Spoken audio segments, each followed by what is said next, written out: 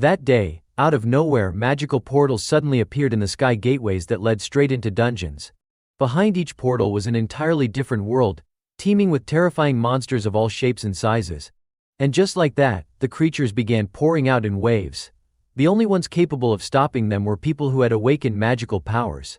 These awakened fighters banded together and used their unique abilities to battle and push back against the illegal invasion of monsters. In the midst of this brutal conflict between swarms of flying beasts and close combat monstrosities stood a team of heroes, shoulder to shoulder in battle: Ingolf von Dietz, Claudia Borjo, Nathaniel Kaval, Iwako Hideki, and a mysterious girl with a cold expression and a lightning spear whose name was still unknown. Each of them possessed distinct powers. Kaval controlled fire, while Hideki wielded wind to strike down aerial enemies. That unnamed girl stood out, striking fear into the monsters with every thunder-infused attack. As the fierce battle raged on, the five of them held the front line together. Suddenly, a monster broke through their formation and lunged toward a powerless civilian. The man fell to the ground, screaming in terror. "Somebody please." Dietz glanced over at Borjo and shouted, "Hey, help him. Go save the civilians." But she lazily propped her head on her hand, unmoved, and muttered, "There's just too many of them." While they hesitated, the green-skinned monster raised its claws, aiming for the trembling man kneeling on the ground, who had his arms over his head, shaking uncontrollably. Just when it seemed like the creature would crush the man, a foot suddenly came flying out of nowhere and smashed into the monster's face, crushing one whole side of its skull. The impact sent the creature hurtling backward into a wall with a thunderous boom, triggering a shockwave. A tall man in a suit and a long cloak stepped forward. Tilting his head slightly, he looked down at the man on the ground and offered a gentle smile. "You okay?" With absolute confidence, he turned to his teammates and said, "I've got this." That man was Misato Koichiro. With a sudden whoosh, Koichiro launched himself off the ground. He channeled power into his right hand, aiming directly at the dense swarm of monsters below. A sharp glint flickered in Koichiro's eyes. In a single sweeping motion, he unleashed a relentless combo attack, striking at every weak point with pinpoint accuracy, annihilating the entire group of monsters in front of him with a single blow. His teammate Hideki, stunned by the sight, muttered, "Damn, he's insane. He's taking on all those monsters by himself." Behind them, Kaval stood silently, observing without a word. The girl in the red skinite suit wasn't surprised. She glanced toward the portal and said flatly, "With time-based magic, he can see the future. He already knows what the monsters are going to do next." As Koichiro charged forward toward a dragon-like creature capable of breathing fire, a confident smile still playing on his lips, the team came to the same chilling realization: he's no longer human. The battle came to a brief halt. All the monsters that had come through the portals had been wiped out. Their corpses lay scattered across the ruined city. At the front lines, standing before a massive snake-like beast guarding the portal, was Koichiro. His teammates gathered behind him. He glanced over his shoulder and said firmly, "All right. Let's finish this." With a swift swing of his arm, he decapitated the final monster in a single blow. "That should be the last one," Koichiro said, brimming with confidence. With this power, he believed, he could finally protect the peace everyone longed for. He stepped up to the portal, the entrance to the dungeon, and placed his hand against its surface. "Now then, I'll seal this gate." But before he could finish his sentence, a sudden force slammed into him, hurling him straight through the portal. His eyes widened in shock. He hit the ground hard, catching himself with one hand as he skidded across the floor. When he looked up, the portal had already been sealed behind him. On the other side were his teammates, the very people he trusted the most. Koichiro's brows furrowed in confusion. What the hell is this?" There was disbelief in his eyes. "I've never seen a future like this before." He moved closer to the sealed exit, staring at the faces of his comrades through the barrier. You planned this together? Why would you do this?" Kaval was the first to answer, grinning with twisted delight. "Why, you ask?" At that moment, none of them bothered hiding their greed and cruelty anymore. Standing at the center of the five, hands casually in his pockets, Kaval sneered. "Because you didn't see it coming. That's why it worked." Koichiro tried to keep his composure. "What are you saying?" The woman in the tight red suit scoffed, throwing him a condescending look. "You're a level 100 monster. You can manipulate time magic." Borjo smirked. We just want to make easy money without taking risks. Dietz clenched his teeth, his tone bitter. And yet you insisted on helping people. Hideki jabbed a finger at him, filled with resentment. You're the reason we keep ending up in dangerous situations. Then Cavill delivered the final blow with a smirk. But today, this will be the last time. He raised his hand in a mocking farewell. With that, the people who were once Kyoichiro's teammates turned their backs on him and walked away, grinning like it was some kind of game. On the other side of the portal, Kyoichiro pounded desperately against the barrier, eyes locked on their fading silhouettes. Are you serious? Let me out of here. There was a hint of hope in his voice, but his heart was beginning to fracture. You betrayed me over this.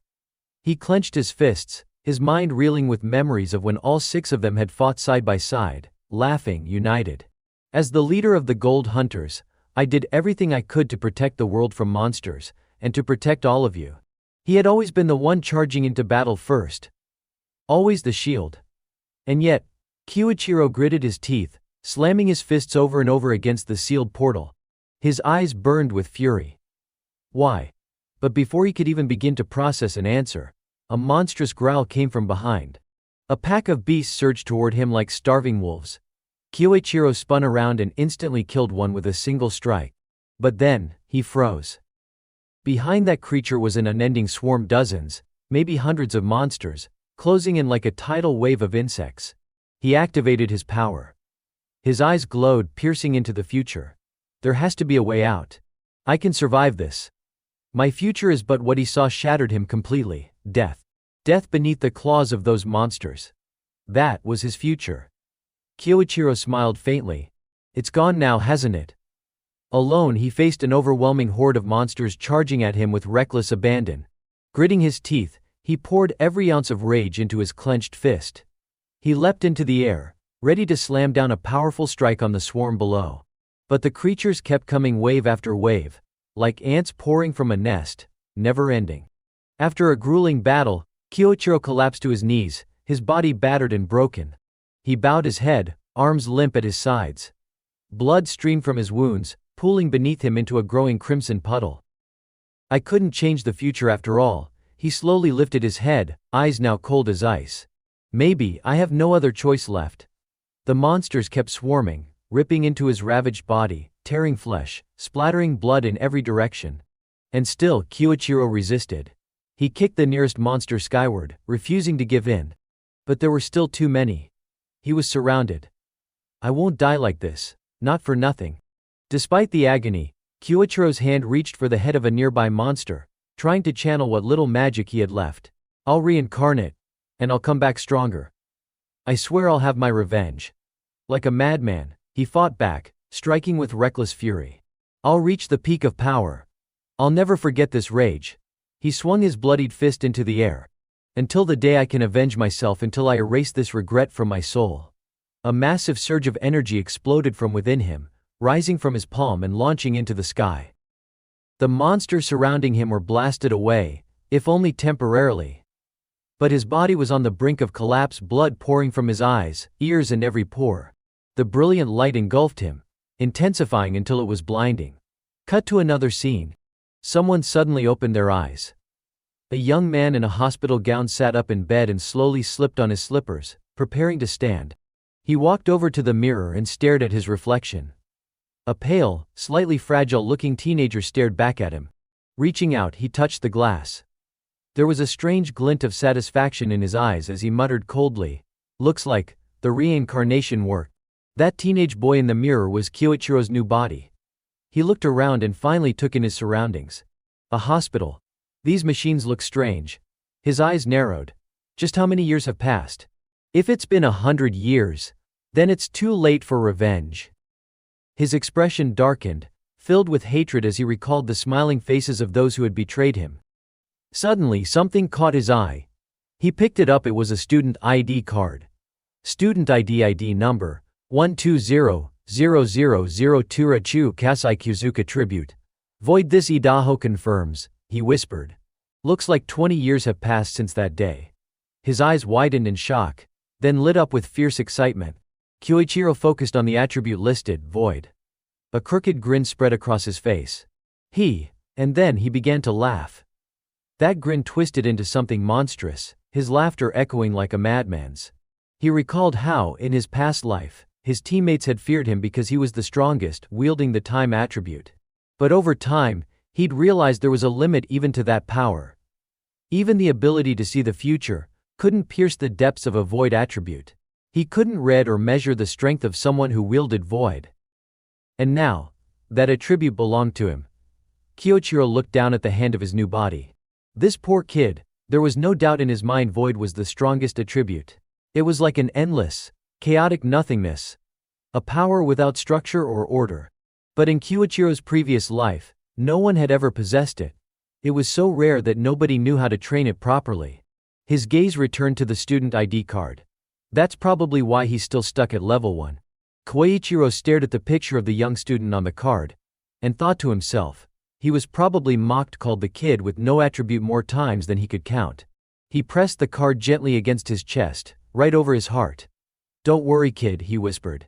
I'll make your name known across the world as the strongest adventurer this world has ever seen. Thanks to his previous life's power, the ability to see into the future, Kyoichiro knew how to train the void attribute. He could perceive the flows of energy within a body and understand exactly how to nurture them into something extraordinary. He began activating the power of this new body.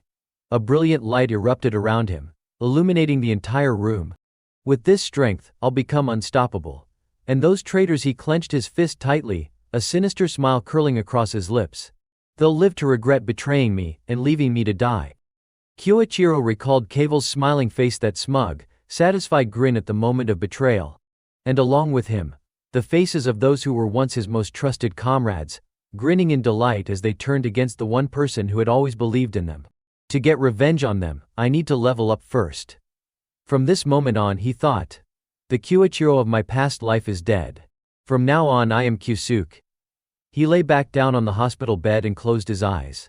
The world around him faded to pitch black. Void attribute, just like its name, was a type of conditional magic rooted in nothingness. Its essence lay in the power to freely manifest imagination into reality. With his eyes shut tight, Kyosuke cleared his mind and focused. Magical energy began to stir. Imagination is something anyone can do, he thought. Like an artist picturing what they want to draw, but when it comes time to transfer that image to paper, it's never quite perfect. Turning thought into reality. That's the hard part. Fortunately, this body was still injured. Kyosuke's torso was tightly wrapped in white gauze, especially around his abdomen. If I project the image in my mind onto this body, he winced slightly and concentrated harder, building the image clearly in his thoughts. The magical energy he was gathering began to swirl into a soft, shimmering current of light. He envisioned each damaged cell slowly healing, guiding the energy to flow through every part of his wounded body, repairing every injury with the power of his imagination. A golden glow enveloped the wound on his arm, sparkling like starlight scattered across a galactic sky. Before his eyes, the injury on Kyosuke's arm began to fade, completely restored without a trace. The magic energy slowly dissipated. He bolted upright, stunned and overjoyed, staring down at his fully healed arm. Yes, it worked. Pressing his thumb against the skin near his right wrist, Kyosuke nodded to himself. It's still early-stage magic, so the healing speed isn't that high. There are probably still internal injuries left. But if I keep repeating this, keep imagining and healing again and again, my level will rise. My control over imagination will grow. And this void attribute, it was vast, limitless, composed of countless elemental threads woven together. With practice, he could expand the scope of what he could make real. That was what made it so powerful. With this, he could create and wield multiple types of magic on his own. Fire, water, earth, wind, lightning, he could master them all. And someday, the things I see in my mind will be indistinguishable from the real world. Not even magical barriers or mirrors will be able to hold me back. They'll shatter to make space for the void. And the void will expand endlessly, like the universe itself. Kyosuke smiled. Just then, the door creaked open. A middle-aged doctor stood there holding a patient file, stunned. You're awake? Kyosuke turned his head calmly toward the man. The doctor rushed over to check on him. Don't move too much. You were badly injured, after being attacked by a monster. Kyosuke lifted the blanket and lay back down in the bed. So that's what happened. That's the incident this boy experienced before I reincarnated into his body. The doctor looked at him with a bright, cheerful smile. Even though Kyosuke had been in critical condition, he still managed to wake up as if he had been blessed by a miracle from a saint. Kyosuke tilted his head curiously. Wait, what did you say? A saint? The doctor blinked in surprise. You don't know? Kyosuke shook his head honestly. The doctor's expression lit up with reverence. His cheeks flushed with admiration as he said, "The saint of the 5 sacred sagers." Kyosuke froze. 5 sacred stars. I don't know what that is either, he replied, expression blank. The doctor adjusted his glasses, furrowed his brows, then glanced back at Kyosuke's chart. Right, you just woke up. It makes sense that you'd be disoriented. He stood up, gently reassuring Kyosuke. Anyway, I'll do a full checkup for you. Let me go get the tools, just stay right here, okay? Once the doctor left the room, Kyosuke tossed the blanket aside and sat up. The Saint 5 Sacred Stars, could they be a rising noble family? Or maybe an adventurer faction that gained power in the past 20 years? He walked over to the table and picked up the remote lying beside it. Leveling up is still my priority, but I also need to get a solid grasp of the world's current state. He turned the TV on. A news broadcast echoed through the room. Today's special report, a look back at the dungeon catastrophe, Class 555, that occurred 20 years ago. Footage of that day played, monsters pouring onto city streets in an all-out disaster. Kyosuke narrowed his eyes. Seriously, a special feature on the day I was betrayed. He kept watching. And the one behind the incident, the screen showed an image, his image from his past life.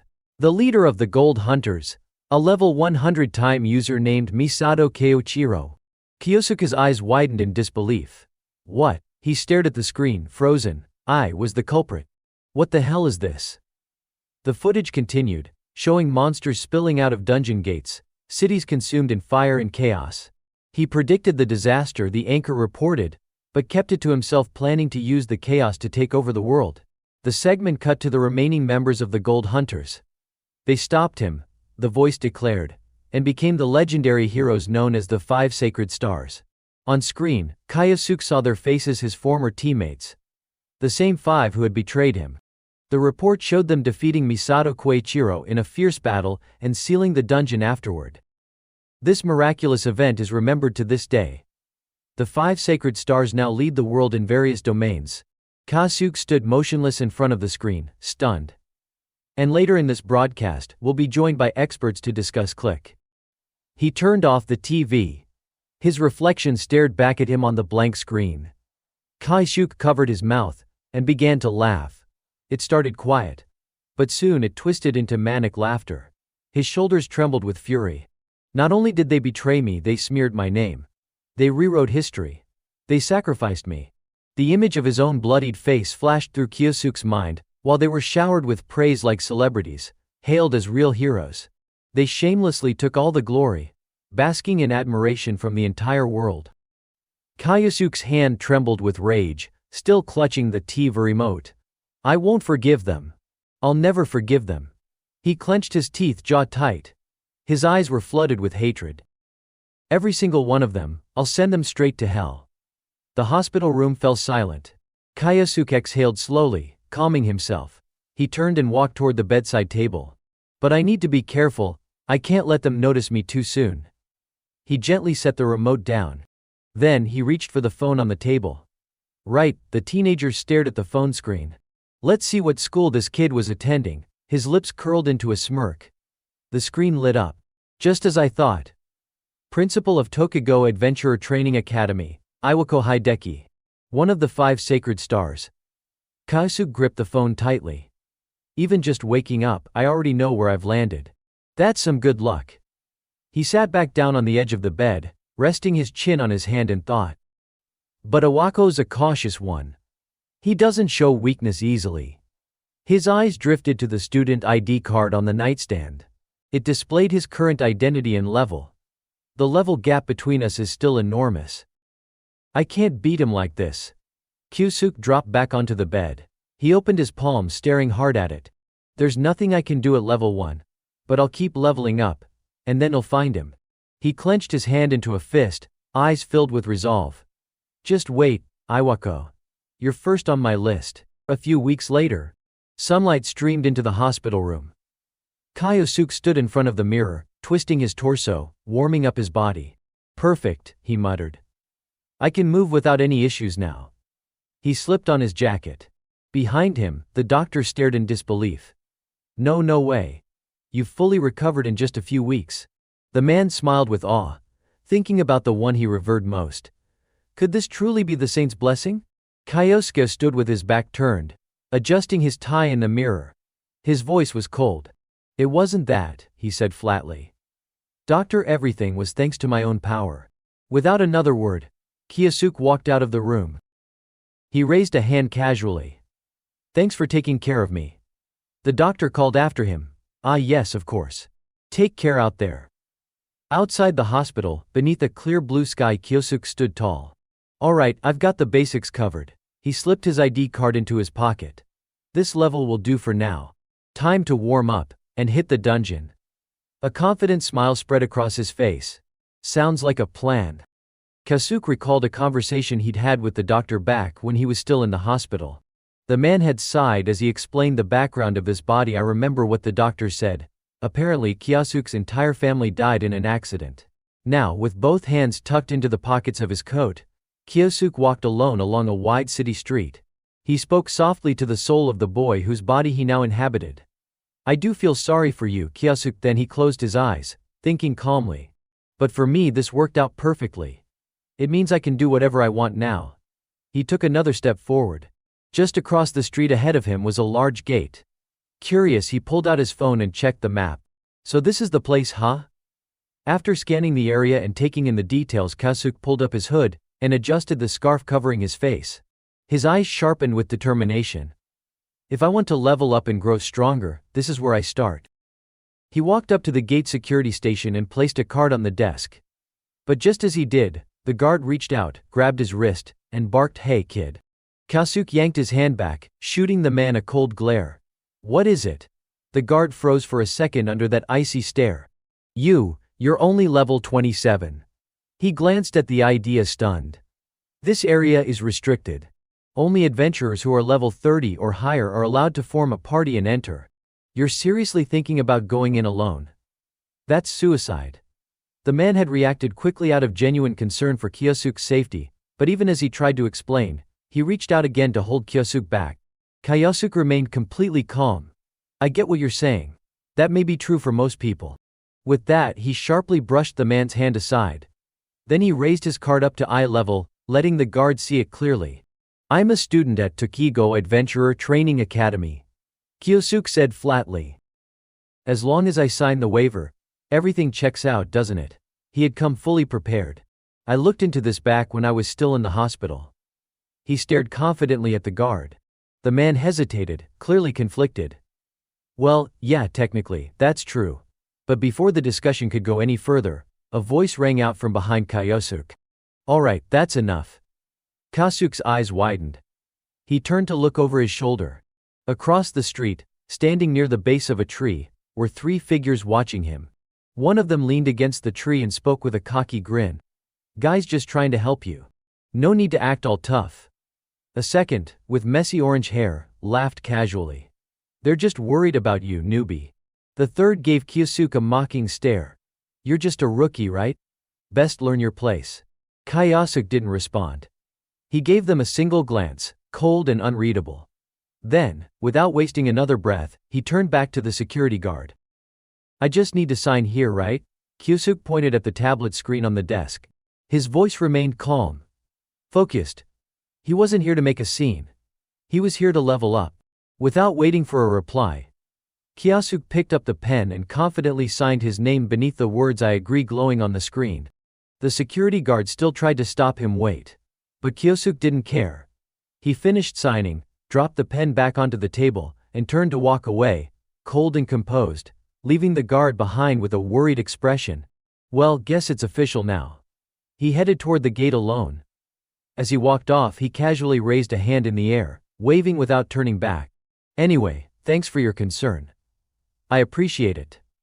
The guard, watching him walk away, quickly turned toward the three people still gathered by the tree nearby. Hey you three.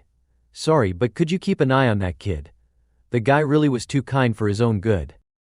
He explained to the trio, letting someone go in there alone at his level is basically sending him to his death. The shortest one with a split fringe scowled in annoyance. Huh? He stepped forward, getting heated. And why exactly should we do that for him? But before he could finish ranting, the purple-haired guy with glasses who had been quiet this whole time smiled and clapped his teammate on the shoulder. Actually, this might work out in our favor. The one with glasses continued, his voice low and scheming. No one's watching him, right? His two teammates blinked, surprised by the sudden shift in tone. The bespectacled one gave them both a devilish grin, his eyes gleaming. Even if something happens, no one would care. The three immediately caught the vibe. Their lips curled into smug, wicked grins, and they took off running toward the gate, laughing with twisted glee. A little brat trying to act all tough. He's 100 years too early to mess with us. The kind-hearted guard, still unaware that he'd asked the worst possible people for help, waved them off gratefully. Sorry to trouble you. I'm counting on you guys. The three of them entered the gate after Kyusuk. On the other side was a long, torchlit tunnel. But as they scanned the seemingly endless corridor, there was no sign of the boy anywhere. Glasses guy chuckled. All right, you know the drill. Orange hair nodded, smirking. We kill the kid, then blame the monsters. They remembered clearly the last person they'd slaughtered in a dungeon like this. The guy's body was wrecked, blood splattered across the walls and floor. Meanwhile, they'd just stood around with hands in their pockets, admiring the scene they'd created. Thanks to these dumbasses, one of them had said back then, our wallets just keep getting fatter. Their method was simple: find solo adventurers in the dungeon, kill them, and steal everything: money, gems, valuables. No one ever questioned it. Buzzing with excitement at the thought of another easy payday, the trio bolted deeper into the tunnel. 10 minutes passed. They were still running. Panting and winded, Glasses guy asked, this tunnel, it's just been a straight path, right? Orange hair was out of breath too. Yeah, but we still haven't caught up to him. Then, suddenly they stopped. Orange hair pointed ahead. Look, there. Up ahead in the tunnel, Kyusuk stood alone, facing down a massive swarm of monsters. There he is, they muttered. Energy rippled from Kyusuk's entire body. His eyes were cold and razor-sharp. With a single sweeping motion, he slashed the air and a roaring wave of fire erupted forward. Then, raising his right hand to head level, Kyusuk summoned another spell, this time a spinning vortex, forming in his palm like a miniature tornado. With a swift thrust, he launched it alongside the flames. The fire and wind magic surged forward in perfect sync. The flames were so intense that as soon as they touched the monsters, the creatures disintegrated, unable to escape in time. In just seconds, what had been a sea of monsters moments ago was reduced to piles of ash. The tunnel fell silent, cleared completely. The three who had followed Kyusuk into the dungeon stood frozen behind him, stunned beyond words. The guy with glasses stared, mouth agape. No way, even the short one was in disbelief. He took out a D-rank monster, all by himself. The corner of the orange-haired guy's mouth twitched upward. He pointed toward Kyusuk. More importantly, look. Glowing faintly under the dim dungeon light was something dazzling, rare loot. A pouch stuffed with glittering gems and more precious stones scattered across the ground. Their 6 eyes lit up at once. Their jaws practically hit the floor. If we sell all that, we could live easy for like 6 months, one of them muttered, eyes gleaming with greed. They'd been watching, and Kyusuk still hadn't reacted. He was quietly gathering the gems, seemingly unaware of their presence. What an idiot. He doesn't even know we're here. That rare loot's ours now, one of them sneered. Without hesitation, they sprang into action. One of them leapt high onto the ceiling of the tunnel. Orange hair clung upside down like a spider. Glasses guy looked up at him and smiled. Shorty moved into position. Glasses guy glanced at both of them, nodded, and whispered, now. The three launched their spells simultaneously: water magic, wind magic, and a fiery attack. Their goal was clear. Kill him. Kyusuk, still crouched among the loot, yanked down his mask and snarled, son of a. He stood up sharply, fury flashing in his eyes. You think that was slick? You really thought that would work? A swirl of magic shimmered around him. As their attacks came in fast, Kyusuk moved faster, slipping between the slicing wind and surging water like he was dancing. Doesn't matter the era, he muttered coldly, his voice low and scornful. There's always scum who try to take what's not theirs. Orange hair and split fringe landed hard, eyes wide in disbelief. No way. He dodged that. How the hell does he have eyes on the back of his head? Glasses guy refused to believe it. Snarling, he conjured a fireball and lunged at Kyosuke from behind. Must been a fluke. Die already. But Kyosuke didn't dodge. He turned around, focus sharp, fist clenched tight. He slammed his fist straight into Glasses guy's gut. The fireball fizzled out on contact. Blood erupted from his mouth, as the sheer force of Kyosuke's punch sent him flying across the tunnel. His body hit the dungeon wall with a sickening crash, an entire section of the tunnel crumbling from the impact. The dust settled. Glasses guy was left crumpled and motionless, sprawled across the shattered wall. Kyosuke stood calmly, ignoring the destruction. Turning back to his loot like swatting flies was just another part of the job. To trash like you, he said, voice steady and merciless, I show no mercy. The remaining two were paralyzed with fear, rooted to the spot. Kyosuke stomped once, the ground trembling beneath him. And I won't hesitate to use worms like you as stepping stones. His eyes burned like a death god's, be cold, relentless, and full of vengeance. Because this grudge I carry, he whispered, eyes narrowing, starts now. Outside the dungeon gate, the sky remained just as calm and blue as ever. At that moment, another figure stepped inside. A handsome man in a long cloak, arms crossed, radiating arrogance. He was Awako's subordinate, Yoichi Sudai. I came after hearing a student from the academy entered the dungeon alone, he muttered. But then he saw the three bodies on the ground. Why are there rookie adventurers lying dead here? His brow furrowed. What the hell happened? Scene shift. Night had fallen over the city, but in a high-rise apartment with lights still on. Kyosuke sat quietly in his room. He stared down at his ID card, turning it over in his hand. In that D-rank dungeon I managed to level up, and test out void magic. His eyes focused on a specific detail, his new magic. Information concealment. A sinister smile curled across his lips. I can fake my level, and even erase my dungeon entry record. That'll come in handy. Lying back in bed, he pulled up the news on his phone. Tomorrow's my first day at the academy. A notification caught his eye, an incident from the day before. Pay up, you useless magicless freak. Kyosuke scowled. So that's what that was. The next morning students made their way to school. Kyosuke walked alone, backpack slung over one shoulder until someone called out to him.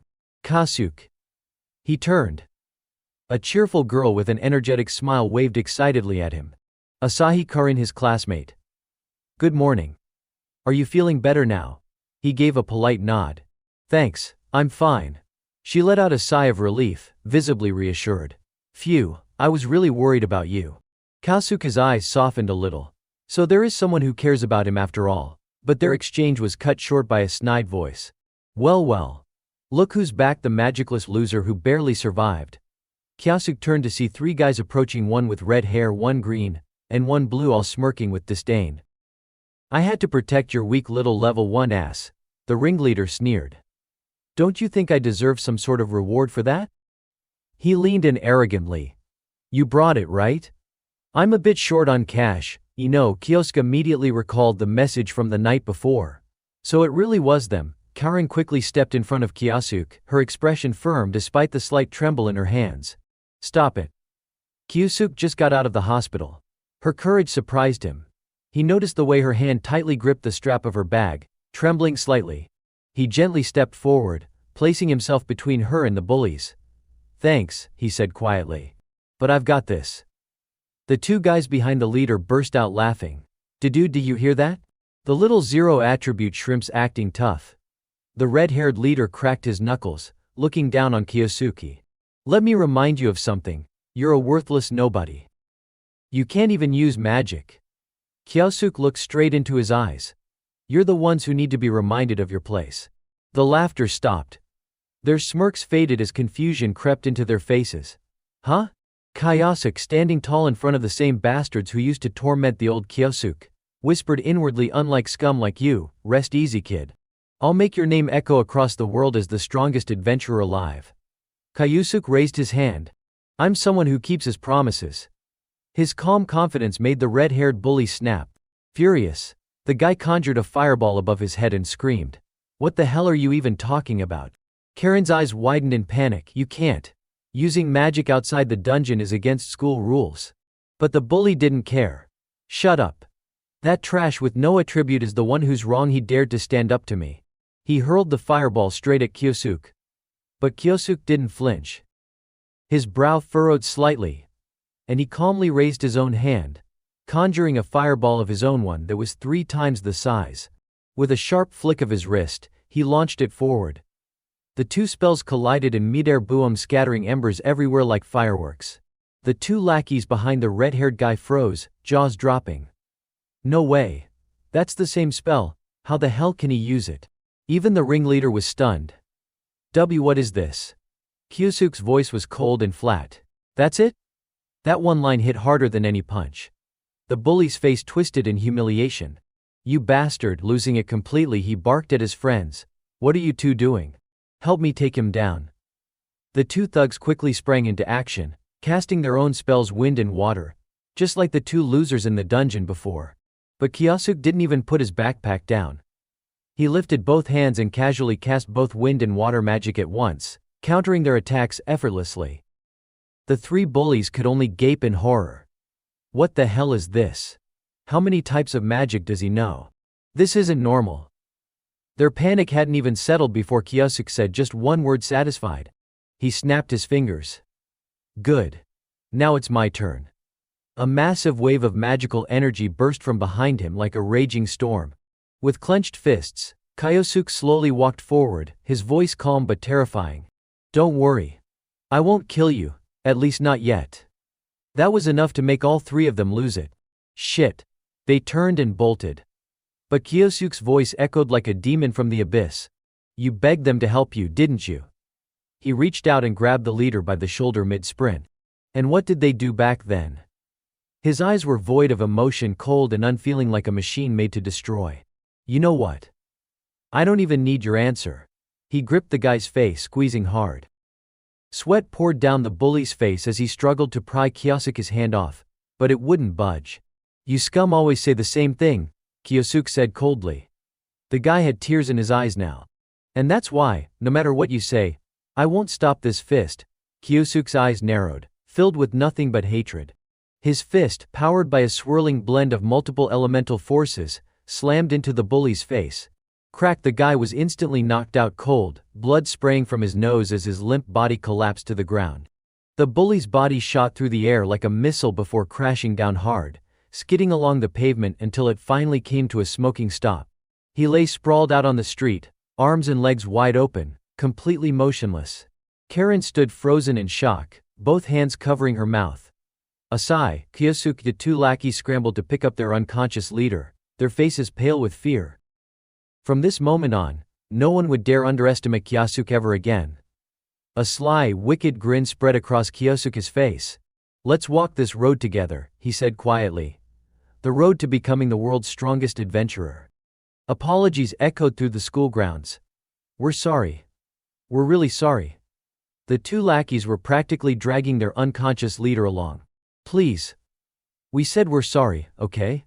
Once they were far enough away, the leader clenched his teeth, muttering under his breath in frustration, damn it, he's completely different since he got out of the hospital. Kyosuke closed his eyes and muttered softly.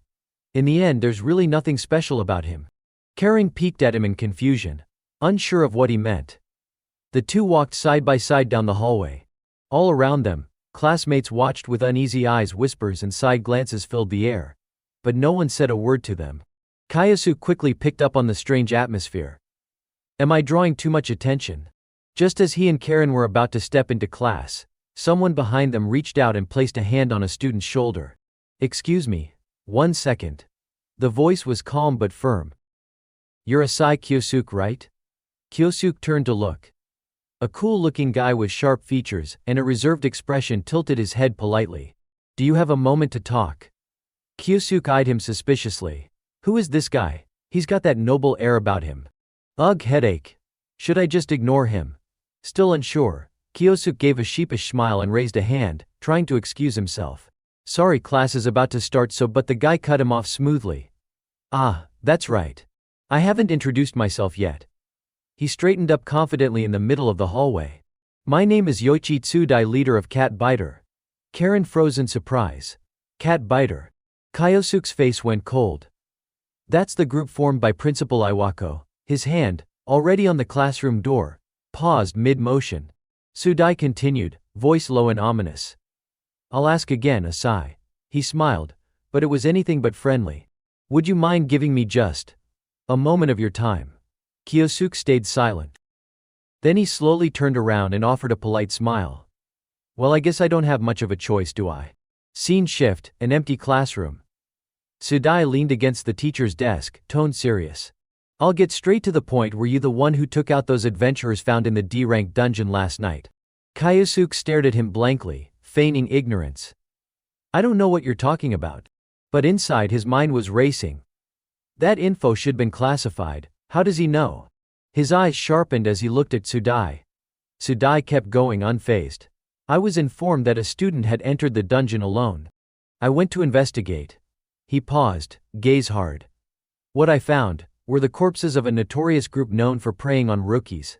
And more than that, Tsudai's tone darkened. This morning you used multi-elemental magic in public, didn't you? Kyosuke laughed inwardly. So he doesn't actually know the full extent of my magic yet. But Tsudai wasn't letting up.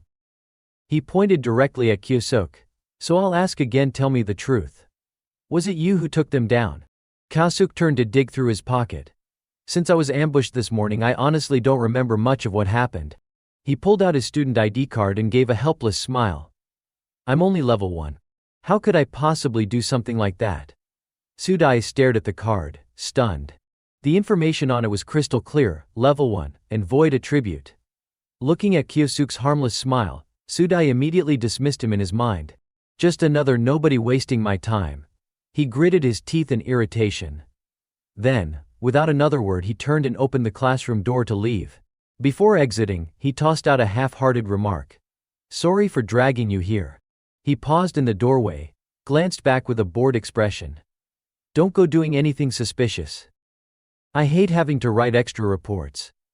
Kyosuke stood in the hallway, watching Tsudai's back disappear down the corridor. That guy Tsudai. A sly grin crept onto his face. Maybe I can use him. He's close to Iwako, and I can approach him without raising suspicion. If I play this right, could I turn him into one of my pawns? Kyosuke's grin widened. Actually, isn't this the perfect time to test out that spell? Scene shift, a sleek, luxurious office. Tsudai stood stiffly, delivering his report to a figure seated with his back turned toward a towering bookshelf. That concludes my report on the incident in the D-rank dungeon last night. The man, legs crossed, rested his cheek on his hand while lounging in a leather chair. You made a mistake. His voice dripped with disdain. His hair slicked back to perfection, fingers glittering with rings. Iwako Hideki, headmaster of Tokigo Adventurer Training Academy and one of the 5 Holy Stars. I told you to be careful about who you use, he said sharply. Tsudai bowed deeply. My sincerest apologies, sir. I'll smooth things over immediately. Iwako stood and slowly walked over to him. You'd better. He stopped in front of the young man, still bent at the waist. If word gets out that you were linked to rookie hunting, I'll take heat for it too. He grabbed Tsudai's chin and forced him to look up, his face close and twisted like a devil's mask. Don't forget that. One slip, and I'll have you kicked out myself. I understand, Headmaster Iwako. Tsudai shouted, bowing even lower. But where Iwako couldn't see, Tsudai clenched his teeth in silent fury. Damn it, why am I the one cleaning up this mess? If I knew it would turn out like this, I would have squeezed more hush money out of those bastards first. So it turns out even Tsudai wasn't clean. He had been accepting bribes from the very thugs Kyosuke destroyed in the dungeon. Now, bitter and quietly fuming under Iwako's glare, he forced himself to swallow his anger. Hideki had returned to his desk, but his tone was far from relaxed.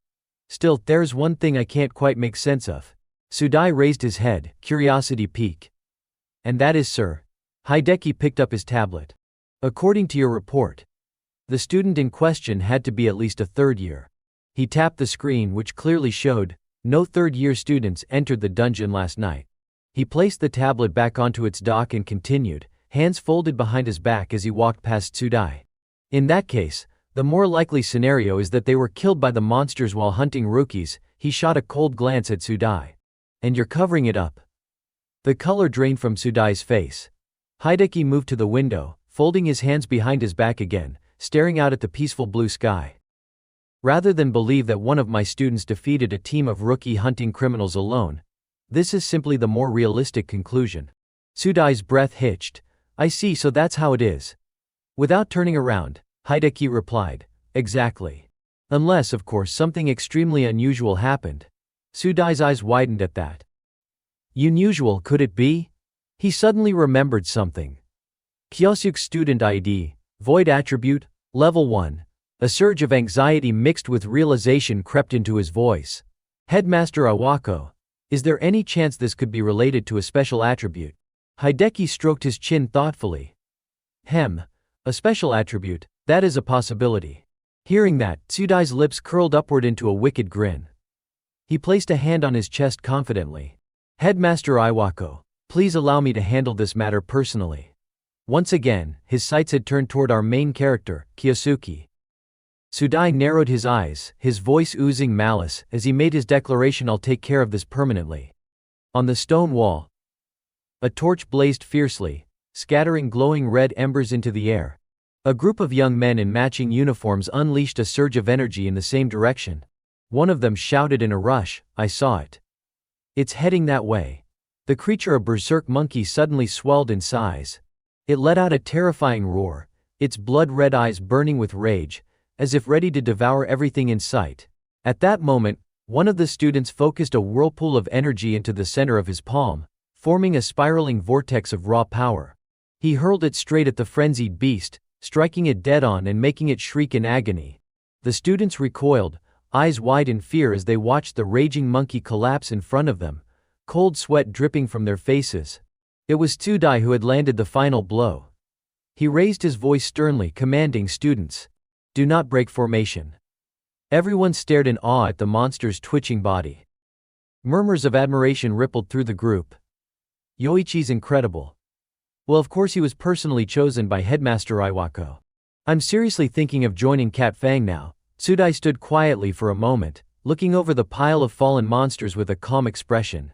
That's it, he said softly. I've cleared the area. Great job, Yoichi. The students chorused behind him. Without responding, Sudai turned and walked away, giving one final order. I'll leave the rest to you guys. Understood. As he walked, Sudai muttered to himself, now, time for the real reason I came here. He slipped one hand inside his coat and pulled out a small chain with a strange, arcane surface. Holding it carefully in his palm, he whispered, reveal Asai Kyosuke's location. The moment the words left his mouth, he flung the chain forward and channeled a swirl of green energy into it.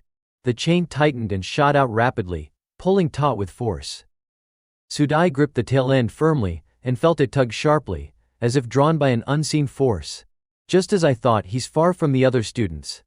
Receiving the direction, Sudai began briskly walking, following the pull of the enchanted chain. I don't know what that guy's up to, but this actually works in my favor. His thoughts grew darker with each step, his lips curling into a twisted smile. If it goes the way I expect, no one will question how he died. Just a tragic accident, I just happened to find Asai by chance. Stuff like that happens all the time in dungeons, he reasoned, grinning slyly to himself. Something then flashed through his mind. He paused, deep in thought.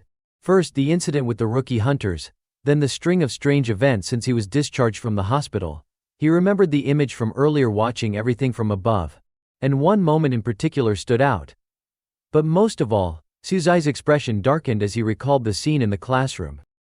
What they said back there, I need to know more about it. Back then, he had asked the question in a tone of utter disbelief, is that really true? Kneeling before him was a group of battered students, one of them with his face wrapped in bandages. A red-haired boy quickly chimed in, desperation in his voice, it's true. I swear. That attribute-less freak, he attacked us using the exact same magic we were using. Another, a blonde, seemed to be recalling something terrifying. His voice trembled. And not just that, he summoned a giant firestorm. I've never seen anything like it. In his memory, Kyosuke calmly walked away as a titanic wall of flames surged up behind him, towering 10 times his own size. Sudai stared at the trembling boys, his face twisted in disbelief. This is insane, he muttered, unable to believe what he was hearing. Then he stood up, tone suddenly cold and indifferent. That's all I needed to ask. The students panicked. One of them stuttered. Wait, then. Sudai paused, still facing away, and replied icily, teach these failures a lesson. I've got no use for weaklings who got crushed by some talentless reject. No way. That's not what you promised. The redhead cried out, reaching for Tsudai, but being restrained by the others. Then a bruised student with teal hair, his face covered in cuts, spoke hoarsely. That guy, he's not. His words made Tsudai stop mid-step. He's not even human anymore. His voice cracked with fear, his eyes completely vacant, like someone who had stared into the abyss and barely made it back. Meanwhile, Tsudai was still following the chain's pull. It had led him to a vast open area, his footsteps echoing in the emptiness. He kept walking, but his mind lingered on that terrified face. That fear, it wasn't normal. Just to be sure. He muttered to himself. I had him put in the Cat Fang special class, and all he showed was an illusion spell. That's it.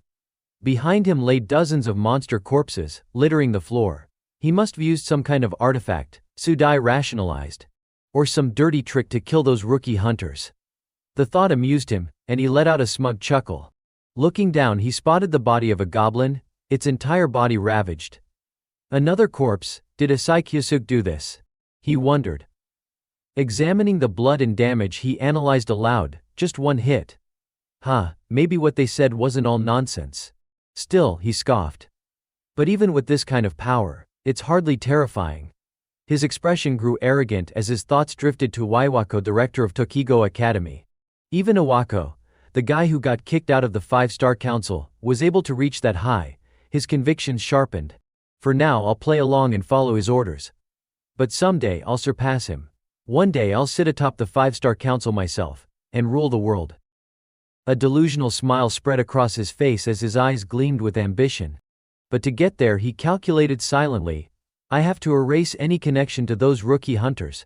And as for Asai Kyasuke, a wildcard like him, someone who might cause problems later, I'll make sure a little accident just happens to him. His grin curled up dangerously, almost stretching to his ears. The enchanted chain continued pulling forward, and Tsudai whispered to himself, he's close now, he has to be. The chain in Tsudai's hand finally began to slow down like it had found its destination.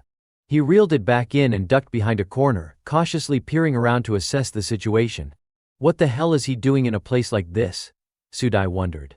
But then his face contorted in horror. His eyes widened, and cold sweat poured down his forehead. Right in front of him, Kyasuke sat calmly atop a pile of monster corpses, a smug smile playing at the corners of his lips. You're late, he said with a chilling grin. I was getting bored waiting for you. Tsudai immediately ducked behind the wall, his body trembling. What? My presence should have been completely concealed. How the hell did he detect me? As if reading his thoughts, Kyasuke continued with eerie calmness, you're wondering how I noticed you, aren't you? Yoichi? Tsudai clenched his teeth. His eyes now burned with frustration and disgust. Did he read my mind?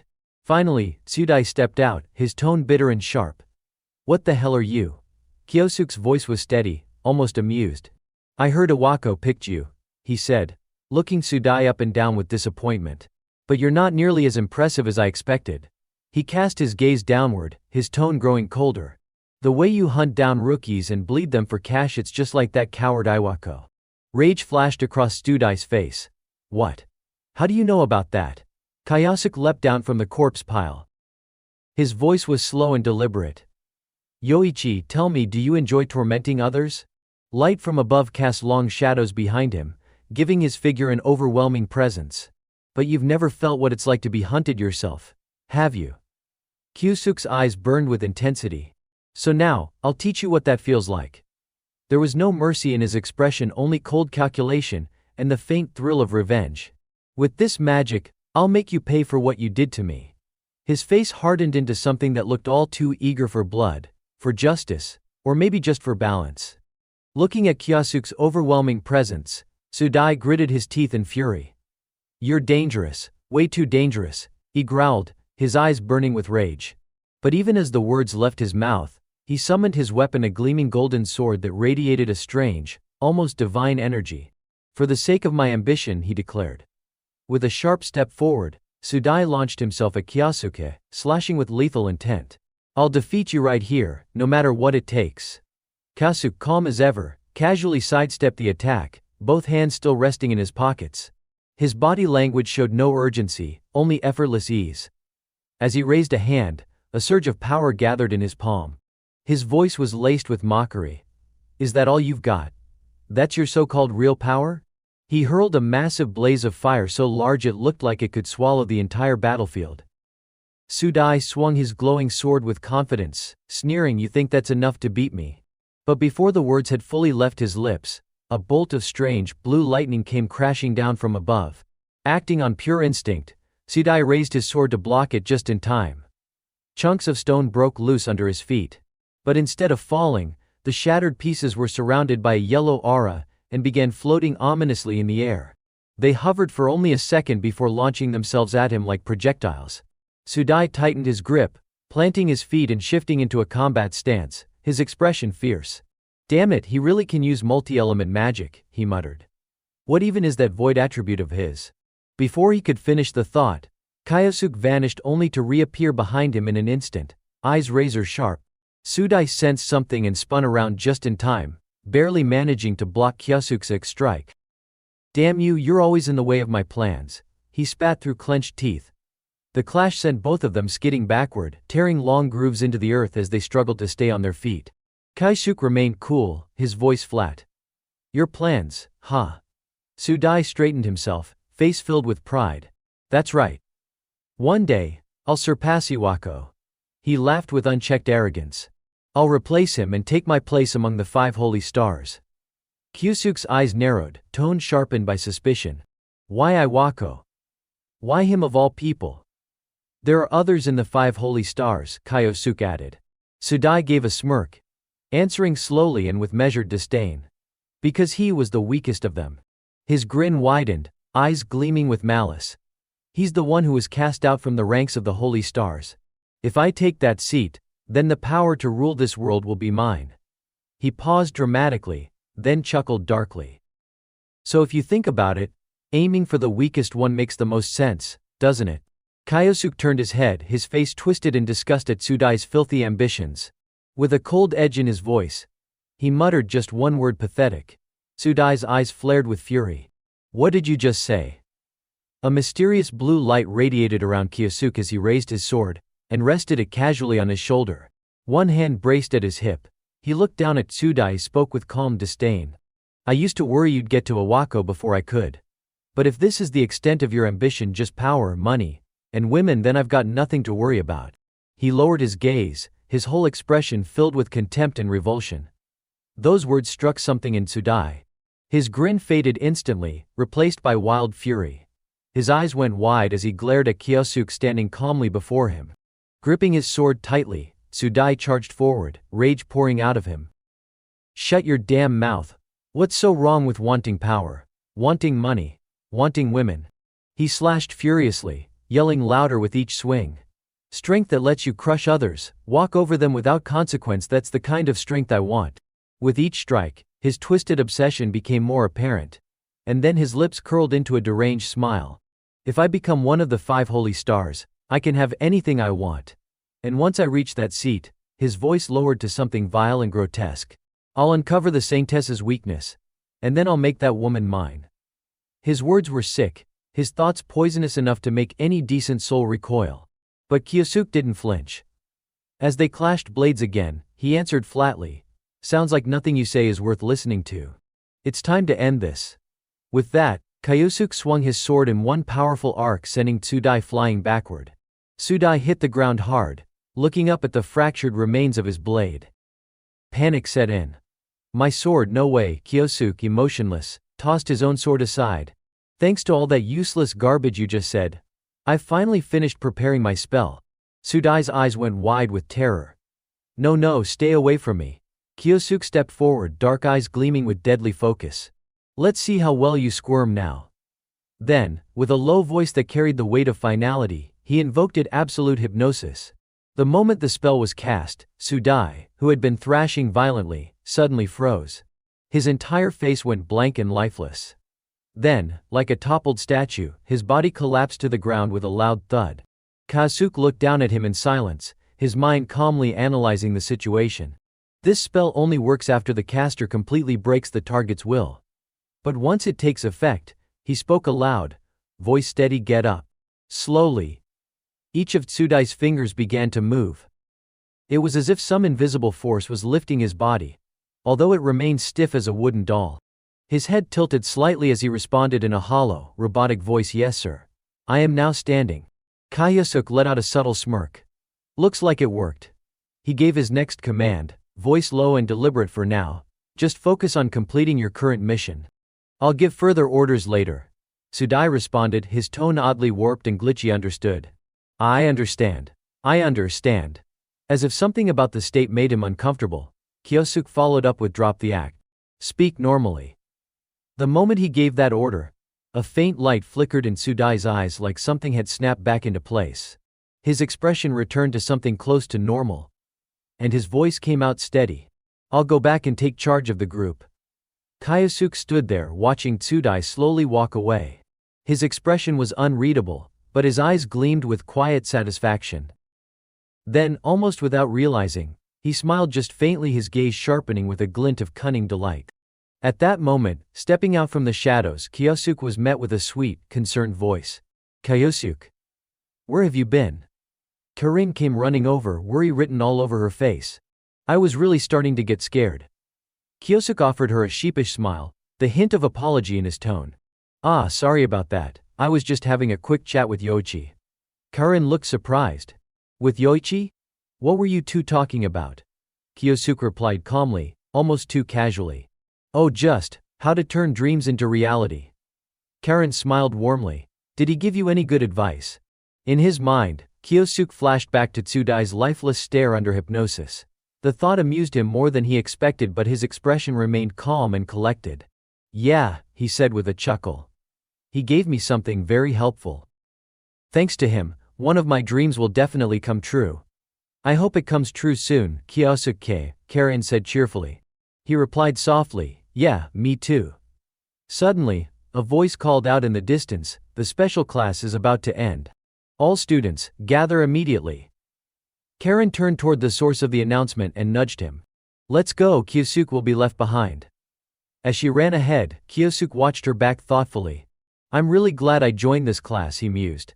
Because now, I finally have a pawn close to Waiwako, one he'll never suspect.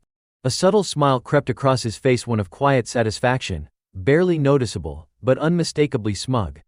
At the Tokigo Academy's principal's office, Hideki sat leisurely in his plush executive chair. Spinning it slightly, he glanced irritably at the man before him and asked, well? Any progress on the trainee hunter incident? Tsudai bowed respectfully and handed over a thick file. Yes, sir. As expected, there's a student with a unique ability involved in the matter. Inside the folder was a familiar student profile. The Idaho photo clipped to it was instantly recognizable. The student's name is Asai Kusuke, a first year with a void attribute. Tsudai reported with utmost seriousness, I've already detained him at the usual location and conducted an interrogation. He admitted to using multi-elemental magic to defeat the trainee hunters. Hideki suddenly froze. His gaze narrowed as he questioned with suspicion, multi-elemental magic? What are you talking about? Just as Tsuze predicted, Hideki's reaction confirmed the information had shaken him. But Tsudai didn't show everything in one go. To avoid disrupting his plan, he opted to hold some cards back. At the moment, the details are still unclear. But if you grant me more time, I believe I'll be able to uncover the full truth. Then, he added with a sly grin. By the way, it's been a while since you've gotten involved directly, hasn't it? Why not handle this one yourself for a change? The look on his face was twisted with scheming amusement. His eyes gleamed dangerously, and the corners of his mouth curled into a calculating smirk. Hideki, not suspecting a thing, leaned his head back and stared at the ceiling thoughtfully. Doesn't sound too bad. Cracking his fingers one by one with loud snaps, his eyes lit up not with concern, but with boredom masked as eagerness. It's been far too long since I last tortured someone. I'll make sure he pays dearly for everything he's done to me and to you. Without missing a beat, Tsudai responded, then shall we? But just as he was speaking, the shrill ring of a desk phone interrupted them. Hideki frowned and glanced at the phone, annoyed. Tech, who the hell's calling at this hour? Waving his hand toward Sudai, he gestured for him to leave. "I'll be along shortly." "Yes, sir. Then I'll see you later." Sudai bowed again, and took his leave. Hideki picked up the phone and answered bluntly, "Iwako speaking." A sharp-tongued female voice rang through the receiver. "Oh, isn't it the great principal himself? Thank you so much for choosing our company in yesterday's bidding process." The moment he heard her voice, Hideki instantly knew who it was. His face twisted with irritation. Cut the act. On the other end was a strikingly beautiful woman, fashionably styled with a sharp bob cut and an aura of sheer opulence. She smiled, obviously toying with him. "Oh? Not falling for my charm today. After all," she added with a chuckle, "we are partners in siphoning off the government grant money, aren't we?" This was none other than Lei Ruwaxi, the CEO of Lei Company and one of the members of the Holy Pentad. Leaning back into his chair, Hideki responded coolly, "You haven't changed a bit, have you?" "I don't have time for games." He was already preparing to deal with Kyosuke personally, so he brushed her off. "Sorry, but I'm busy. Let's talk some other time." But Ruwaxi responded with cutting sarcasm. "What could possibly keep you, the all-powerful principal who runs the academy and pockets half the budget, so busy?" Struck at his sorest nerve, Hideki snapped in rage, "Watch your mouth." But he quickly calmed down. There were more pressing matters at hand. He exhaled sharply, brushing it off. "Forget it. I'm currently investigating a student with a void attribute." Ruxi sounded surprised. "Void attribute? What could a failure like that possibly achieve?" Hideki didn't bother to explain. His tone remained casual. "Yes, well, it's still a special attribute after all." But his voice and expression suddenly shifted, becoming more serious. "And with that, anything could happen, right?" Rushi fell silent for a moment. Then her beautiful face took on a subtly sinister expression. "You're talking about something like Kyoichiro's time magic, aren't you?" The mention of that familiar name made Hideki's expression immediately change. His grip tightened on the phone, eyes filled with deep-seated hatred. "Don't mention that name," he shouted into the receiver. "It makes me sick." Rusi had to pull the phone away to protect her ears. She chuckled lightly. "Still as hot-headed as ever, huh?" But her eyes, too, carried a flash of resentment. Despite her teasing, she understood his reaction. "I don't blame you," she said coldly. Ever since he awakened that power, the balance of power among adventurers has completely shifted. Her red lips curled into a dangerous smile. Not wanting to interfere further, she decided to end the call. "Well, I'll contact you again later. See you." Only the dial tone remained on the other end. After hanging up, Hideki's expression turned venomous. He slammed the phone onto his desk, hissing, "Selfish little vixen." But Rusi wasn't the only one fueling his anger. The true source was the old friend they'd just mentioned. He muttered bitterly. "Even hearing that cursed name after all these years is enough to set me off." His face darkened. Behind his eyes, some sinister calculation was brewing. "Which means now's the perfect time to unleash all this rage." Sometime later, just as Tsudai had suggested, Hideki decided to go investigate this first-year void student personally. He made his way deep into the forest, heading toward the old factory just a few steps ahead. As he approached the door, his thoughts drifted. Now then, how should I torture him? Waterboarding.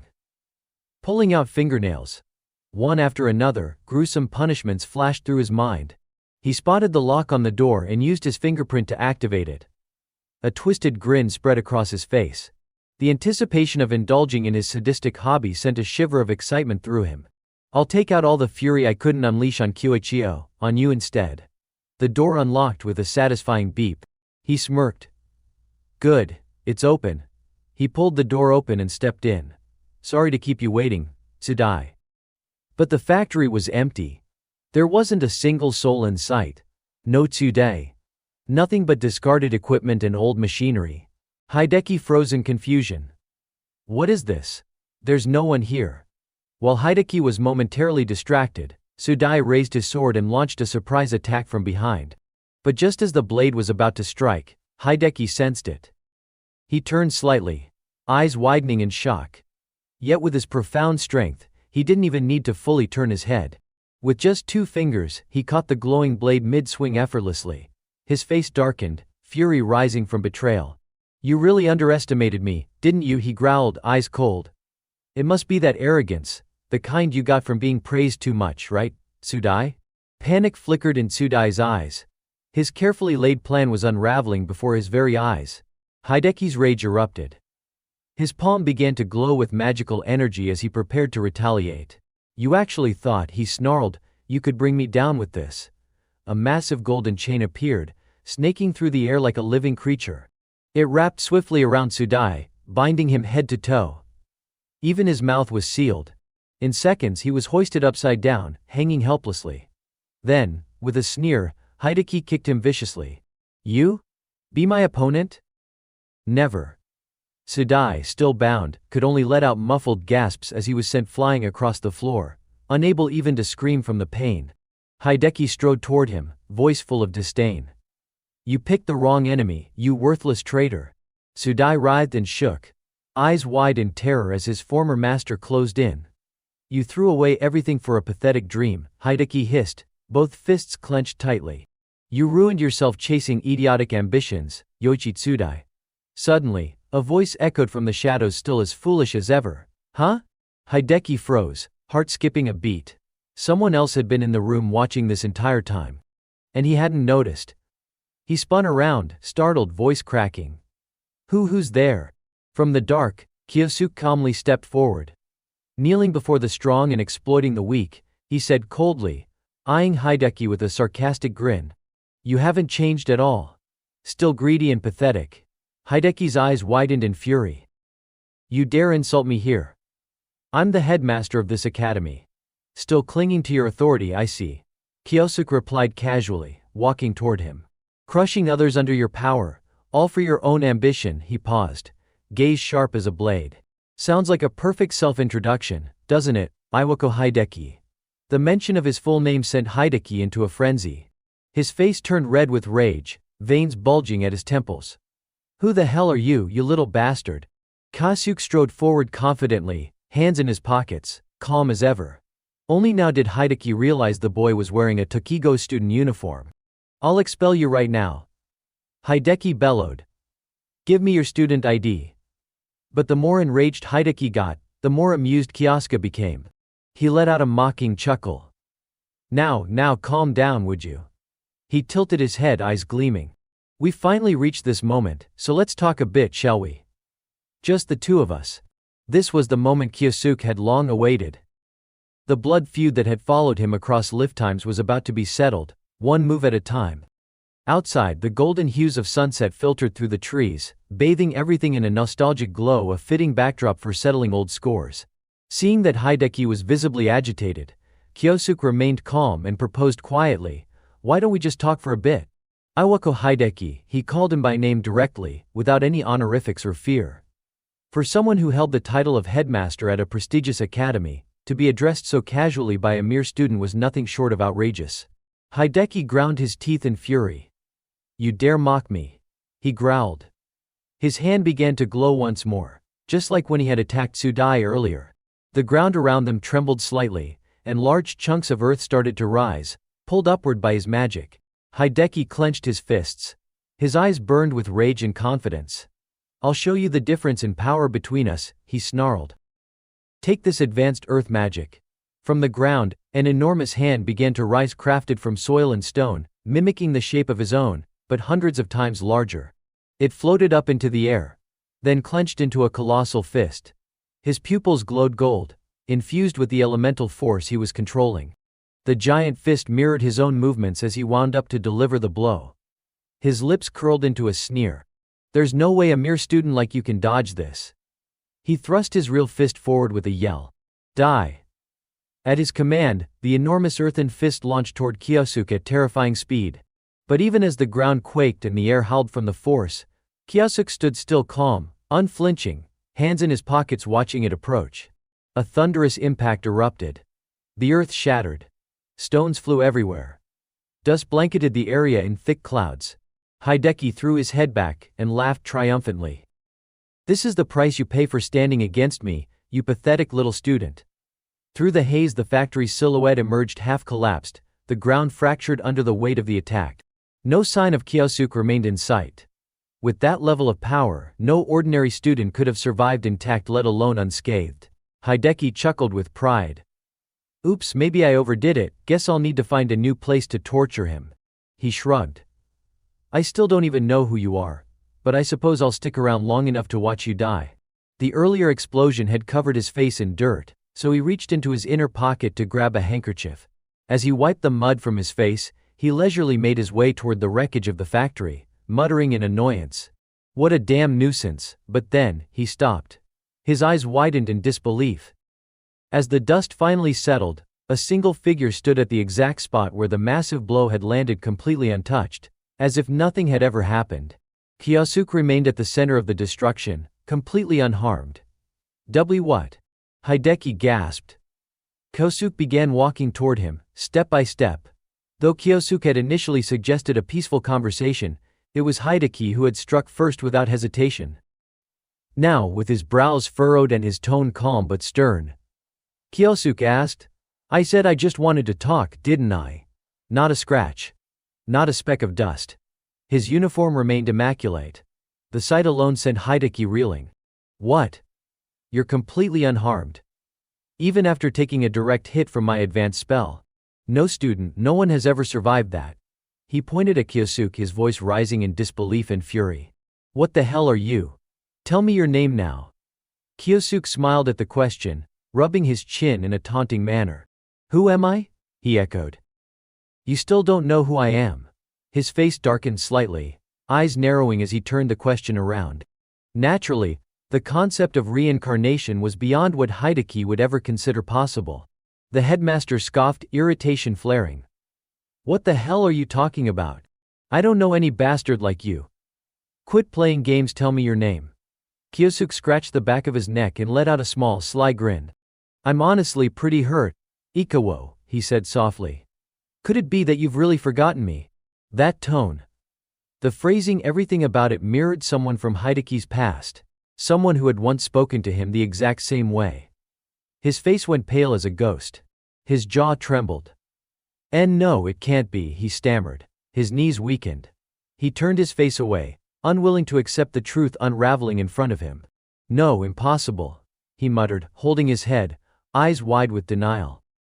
That man, he was. But then, his eyes lit up, as if a revelation had struck him.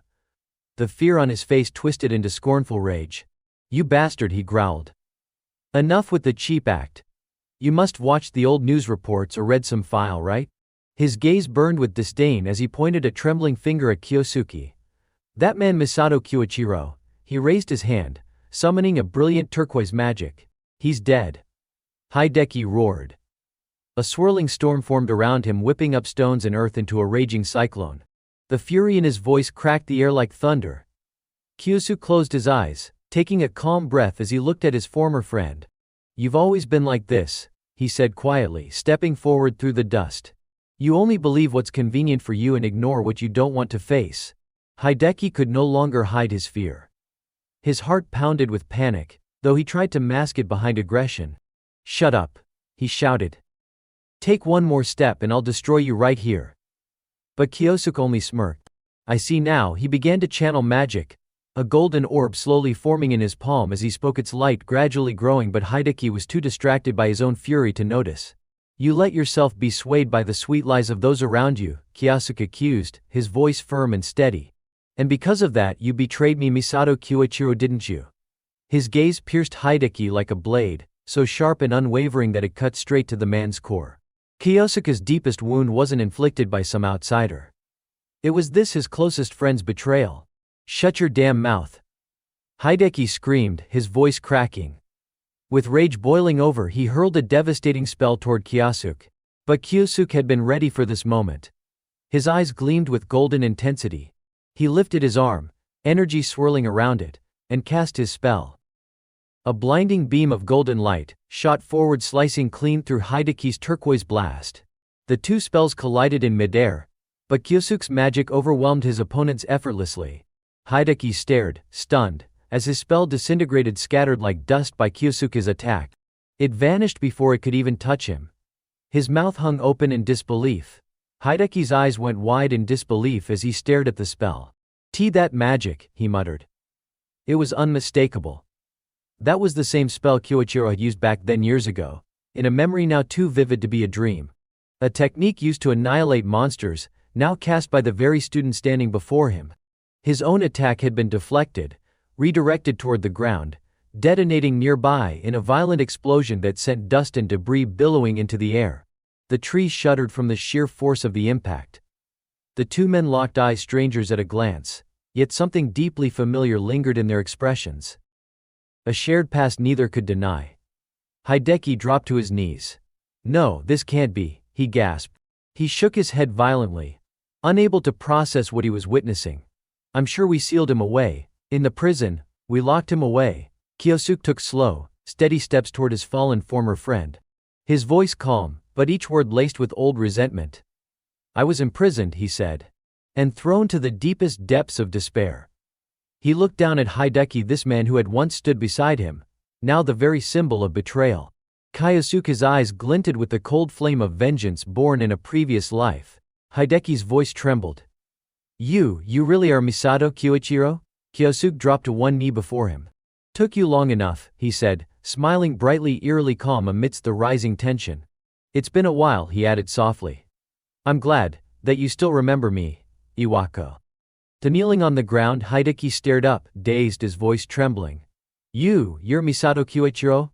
But in the very next second, he suddenly shot up to his feet with a sharp snap. "Don't take me for a fool," he barked, waving his hand furiously. That would mean he died and came back to this world. Stubbornly clinging to his own reasoning, Hideki refused to accept what was right in front of him. With rage boiling over, he began channeling energy once more. "If you're a ghost, then stay silent like one," he snarled coldly. This time 5 devastating spells launched at once, all barreling toward Kyosuke with deadly intent. Kaishuke, calm as ever, subtly shifted his foot. In one fluid motion, he dodged every single attack effortlessly, hands still tucked neatly in his pockets. He tilted his head upward.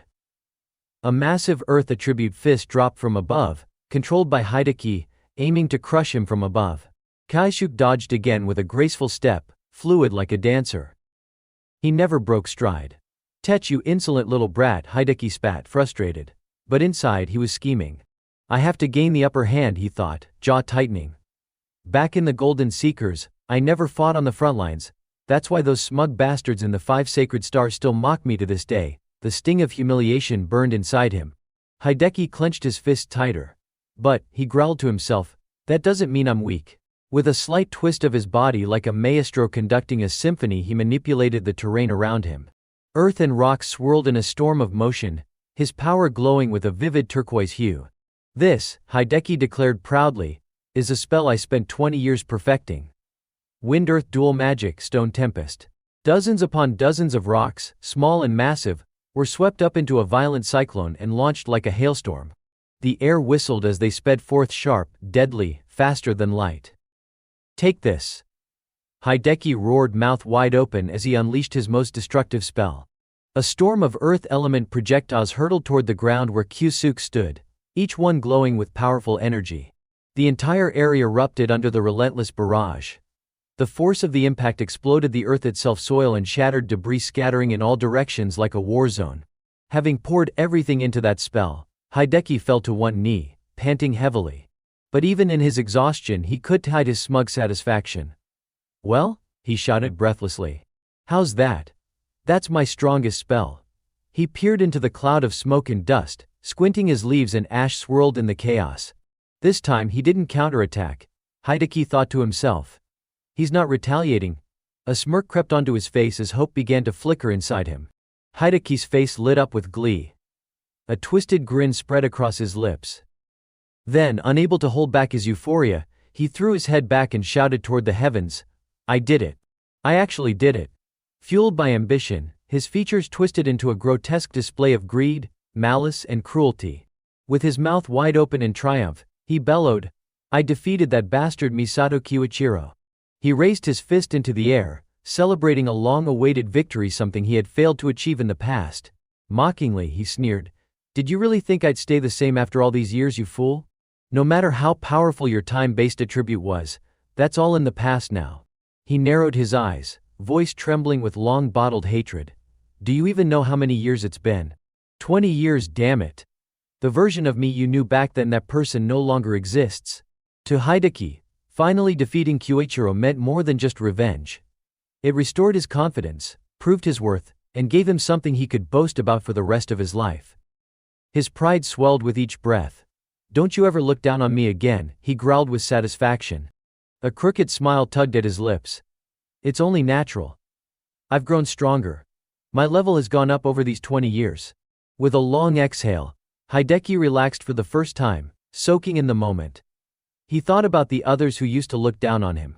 Now that I've finally taken down Kyoichiro, they won't dare act smug around me anymore. The strongest among the 5 sacred stars is me. His mind began to spiral into madness. Every malicious, self-centered thought painted itself across his twisted face. He looked like a man possessed. Then a voice cut through his delusion like a knife. "You done?" Hideki froze. His face darkened. His pupils contracted in sheer terror. No, it can't be. There stood Kyosuke completely unscathed. Calmly he brushed the dust off his uniform like nothing had happened. Hideki pointed at him, shouting in disbelief, How are you still standing? You took all those attacks, every single one head-on."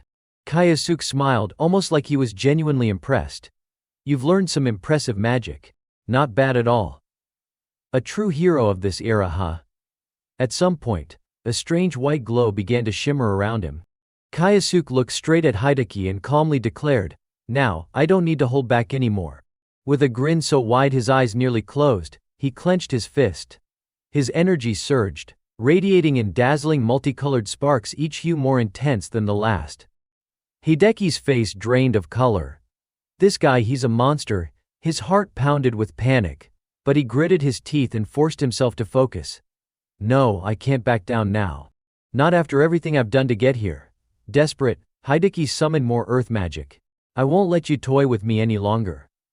A massive earthen hand formed from Hideki's earth magic shot toward Kyosuke. It clenched shut tightly, trapping Kyosuke in its grip. Hideki smirked, believing he had won. "Got him," he muttered confidently. But once again Kyosuke let him down. "Oh please," Kyosuke scoffed, "you're still barking louder than you bite." He raised a finger, casting a water-based spell that soaked into the earthen hand. Hideki's earth magic, when met with water, turned to nothing more than soft, muddy sludge. The once formidable hand fell apart, crumbling uselessly to the ground. "You really thought that would be enough to take me down?" Kyosuke taunted. The mud, now shapeless and slick, suddenly reversed direction, surging straight back toward Hideki. No. Stay away from me." Hideki panicked, backing away as he unleashed a wind spell to push the muddy torrent back. But Kyosuke simply waved his hand. A streak of jade-green light sliced through the air. His wind magic, more refined and powerful, collided with Hideki's and devoured it whole. A colossal tornado erupted from Kyosuke's spell, engulfing the battlefield. The wind roared like a beast, pulling everything toward its center. Dust and debris exploded outward in all directions, forcing Hideki to raise his arms to shield his face. The tornado spun faster and faster, creeping closer and closer to him. Hideki, caught in the chaos, was struck by his own redirected magic. He was flung backward, slamming his head into a nearby tree with a painful thud. "Oh, damn it!" he screamed, writhing from the impact. Then Kyosuke stepped forward, fire blazing in his palm. Hideki's eyes widened in terror. He began crawling backward, scrambling for distance. But the truth was clear now: he had no chance of winning. He dropped to his knees and begged, "I am sorry, Kyoichiro. Please, I'm begging you, spare me." He looked absolutely pathetic, his clothes torn and caked in mud, face swollen and bruised, groveling like a beaten animal. Slamming his forehead against the ground, he cried out, "I'm sorry for everything I did 20 years ago. Please, just let me go." Kyosuke stood in silence, lips pressed tightly together. While Hideki kept his face down, a wicked smirk curled on his lips. Kyoichiro's always been a soft-hearted fool. If I beg like this, he'll let me go. A snake never changes its skin. But this time Kyosuke's reply was ice-cold. "Shut up." Hideki flinched, looking up in shock. "Acha." Kyosuke's eyes burned with fury. "This is the same pathetic trick you used to trap me back then. And you think I'd fall for it again?" A chilling aura radiated from Kyosuke as his face darkened, his rage from 2 decades ago now boiling over. What he had endured, forgiveness wasn't even an option. "No," Hideki stammered, staggering to his feet. "Wait, Kyoichiro. We were friends, remember? Kyosuke's eyes sharpened like daggers. You don't get to say that. Not after turning me into a monster obsessed with revenge. He clenched his fist. Magic surged violently around him. Then bam, his fist connected squarely with Hideki's face. But he didn't stop there. Bam. Bam. One strike after another, he unleashed every ounce of pain, every scar left behind by betrayal. He pummeled Hideki's body mercilessly, a storm of fists delivering long overdue justice. Blood poured from Hideki's mouth. He couldn't even scream. I shouldn't have, he thought dimly, eyes unfocused. To Hideki, Kyosuke was no longer human, he was a demon, sent to punish him for all the evil he had done.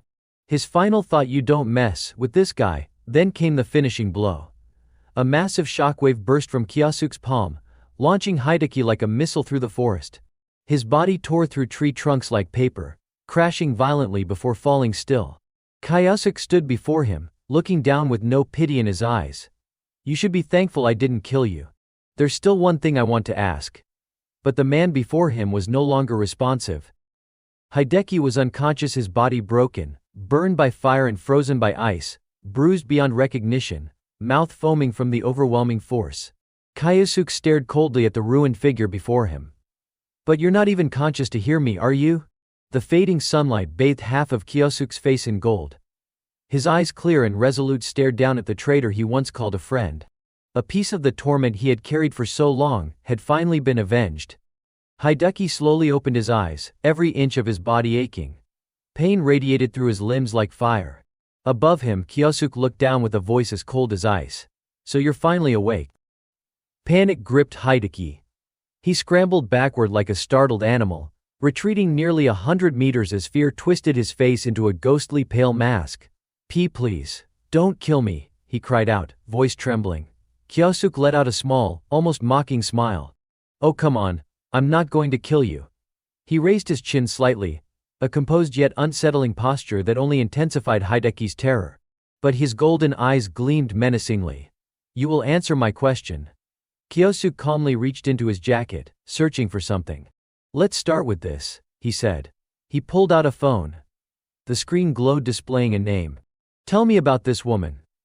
Hideki's eyes widened, recognition flashing across his face. He shot to his feet in alarm. That's my phone, he stammered. But Kyosuke didn't care. His gaze remained fixed on the screen. Lei. She called you today. She's the first name on your call history. Kyosuke's face, once calm, darkened with quiet fury. So tell me, what exactly did you two talk about?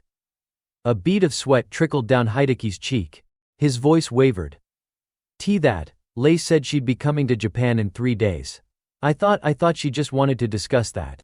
But Kyosuke's lips curled into a smile, not of warmth, but of understanding. So it was true.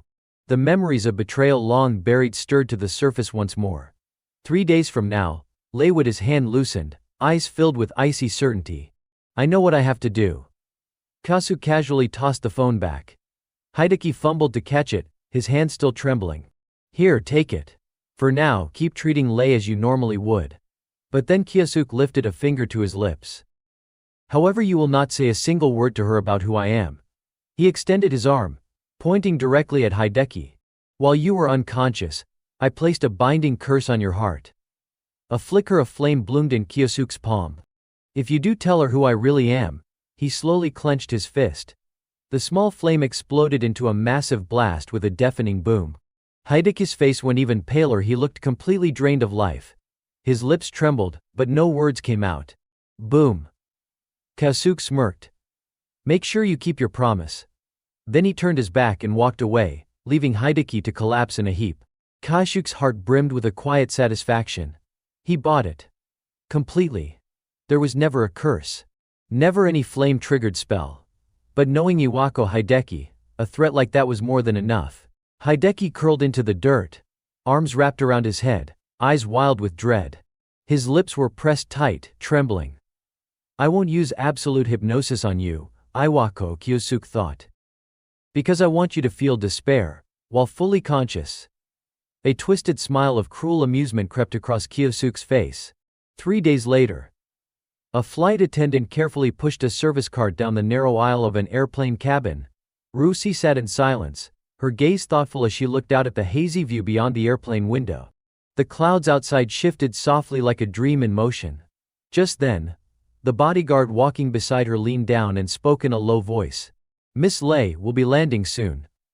A calm announcement from the flight attendant echoed throughout the cabin. "Ladies and gentlemen, we'll be beginning our descent shortly." Suddenly, a scream pierced the air, cutting through the calm like a blade. Chaos erupted. A group of armed hijackers had appeared out of nowhere, seizing one of the flight attendants. "This plane's under our control now," one of them barked. Another pointed a gun at the passengers and shouted, "Everybody down. Face the floor." Panic spread like wildfire except for one. Rushi slowly stood, unbothered by the chaos around her. With a composed air, she walked straight toward the gunman shouting orders. "If you don't do what I say," the man threatened. But before he could finish his sentence, she vanished and reappeared right in front of him. In one swift, devastating strike, she brought him crashing to the floor. The hijacker's eyes went wide in disbelief. He hadn't even seen her move. Within seconds, the rest of the hijackers were all taken down cleanly and efficiently. Not one shot fired from them. The passengers stared, stunned into silence, watching the woman move like a force of nature, calm, commanding, deadly. Then, one voice rose. "It's her. The holy star of the five Li Rushi. We're saved," someone cried. Cheers broke out in the cabin as the passengers realized who had rescued them. By the time the plane landed, the hijackers were all tied up and ready for arrest. A man in a suit bowed deeply before her, his voice full of gratitude. "Miss Lei, I don't even know how to thank you." Rushi, her youthful face radiant with a gentle smile, replied modestly. "Good thing I happened to be on this flight. Otherwise, your airline might have never recovered from a scandal like this." But then her expression shifted. She turned her head toward her bodyguard, eyeing the gun in his hand. Her tone dropped a few degrees lower, more deliberate. "More importantly," she said, gaze narrowing. She tilted her head slightly, noticing the gun's sleek, untraceable design. "That model isn't picked up by airport scanners, is it?" Her voice sounded almost like a whisper, a veiled negotiation behind a smile. "These days many groups are using materials harvested from dungeon zones." That's why she gently placed a hand on the man's shoulder, voice soft but heavy with implication. "We need to equip our staff with more persuasive tools of self-defense." Her lips curved into a dangerous smile as she added with chilling clarity, "Like the weapon you're carrying right now." The man immediately lowered his head, visibly shaken. "Oh, of course. I'll take care of it right away." Meanwhile, at the airport terminal, dozens of travelers bustled around, moving to catch their connecting flights. Ruxi stepped aside, pressing a phone to her ear and speaking in a low voice, "It's me. Let the hijackers go." Her bodyguard glanced sideways at his mistress, a subtle smile curling on his lips. "Everything went smoothly, didn't it?" Lei Rusi nodded in agreement, unable to hide the spark of amusement in her eyes. "I must say, that was surprisingly entertaining." Recalling the earlier chaos aboard the flight, her voice lifted with a hint of delight. Planting those hijackers turned out to be the perfect move to seal the deal. She chuckled to herself, savoring the memory of that trembling executive from earlier, all hunched over in reverence. The look on his face, pure desperation. Exactly what she wanted. From outside the airport's waiting area came the sounds of shouting, cheers rising in waves. "Look at that," she said, her eyes gleaming as she glanced toward the terminal window. "This little stunt did wonders for my public image too." The crowd outside roared in awe and admiration. "Lady Lei. It's really her. Lei Rusi, the hero of the 5 stars." A bright, polished smile, the kind perfected through years of media training, appeared on her face as she waved to the crowd like a benevolent queen. Several luxury cars pulled up in front of a prestigious school. A grand sign above the main gate gleamed in the afternoon sun. Lei stepped out gracefully, her poise unmistakable. "Now then," she murmured, "time to take care of what I really came to Japan for." Her heels clicked softly down the polished hallway. She stopped before a thick wooden door with a golden nameplate, "Principal's office" inside. Iwako Hideki sat motionless at his desk, bandaged and bruised, staring blankly out the window. His face was still a battlefield of swelling and dried blood. Even the softest sound made him flinch now. Then came a calm voice from the door. "Pardon the intrusion, Iwako." Lei Rushi walked in, smiling as if she were greeting an old friend. She settled into the seat across from him with practiced ease, and asked casually, "So, I heard you were investigating a student with a void attribute. How's that going?" Hideki's eyes flicked toward her, nerves twitching beneath the surface. He carefully chose his words. "It turned out to be a false alarm. Just like you said, that student's nothing but a weakling." Lei sipped her tea delicately, lips curving with feigned sympathy. I see. Rare attributes mean nothing if the person's still a failure. But for Hideki, every moment was agony. One wrong word, and that curse Kyosuke mentioned might activate. Just stay calm. Say what she wants to hear. Lei set her teacup down gently. Her voice, however, dropped to a chilling seriousness. "Let's get to the real reason I'm here." A shadow passed over her face, masking the wicked gleam in her eyes. "About that new drug we're developing, it's about time we picked our next test subject, don't you think?" She crossed one long leg over the other, her voice smooth with venom. "You've gotten pretty good at exploiting the academy's systems, haven't you?" But on a nearby rooftop, a small earpiece crackled quietly in Kyosuke's ear. He was listening to every word coming out of the principal's office. From the shadows his voice emerged low and laced with contempt. "Cowards." He stood silently above them, eyes burning cold. The wind tousled his hair as he whispered with absolute resolve, "Lei Rushi, you're next." The television in Kyosuke's room crackled to life. Its screen frozen for a second before the news anchor's voice came through. And now, the latest update. Yesterday, one of the 5 holy stars, Lei Rushi, officially arrived in Japan. Kyosuke listened in silence, not missing a single word. His expression remained unreadable, distant.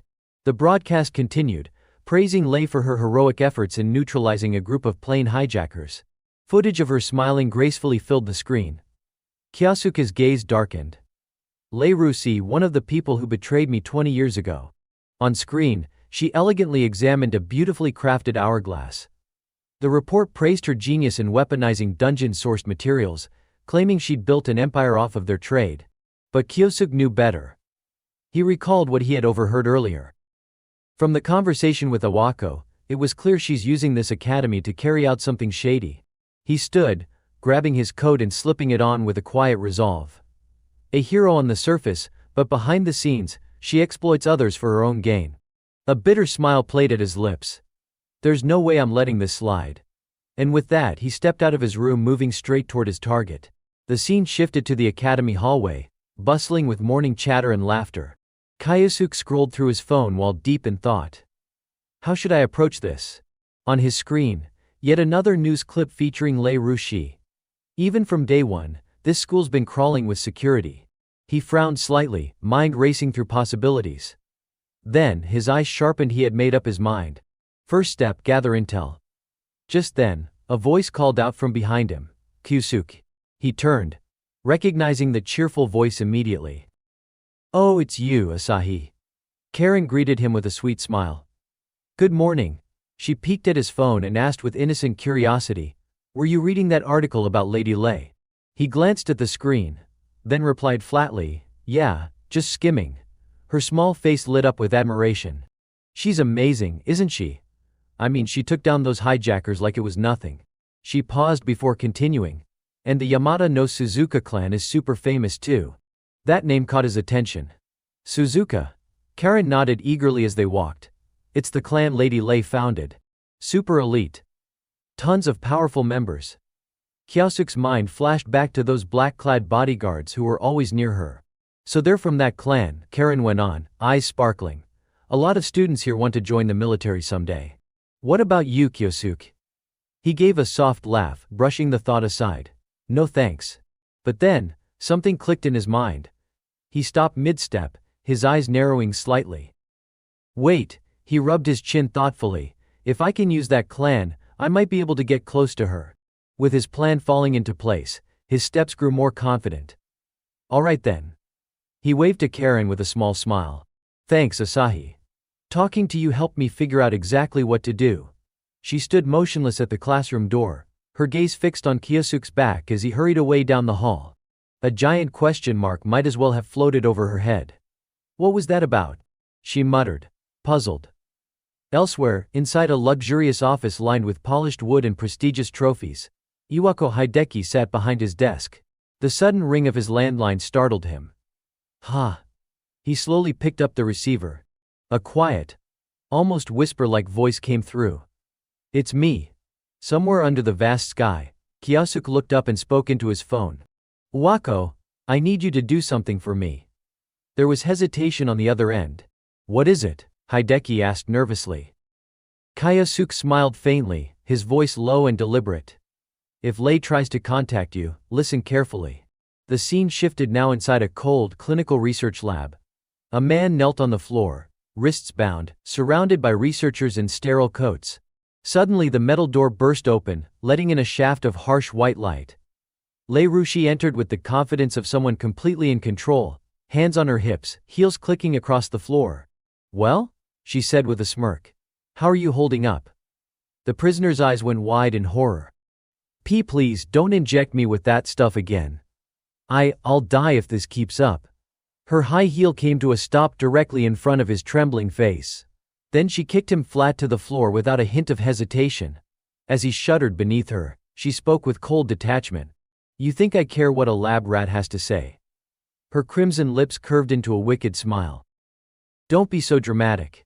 She dragged her heel across his cheek, watching his eyes shrink in terror. If your body's compatible with this drug, you'll become something far stronger than you are now. With a flick of her wrist, she turned and gave a sharp snap of her fingers. Begin.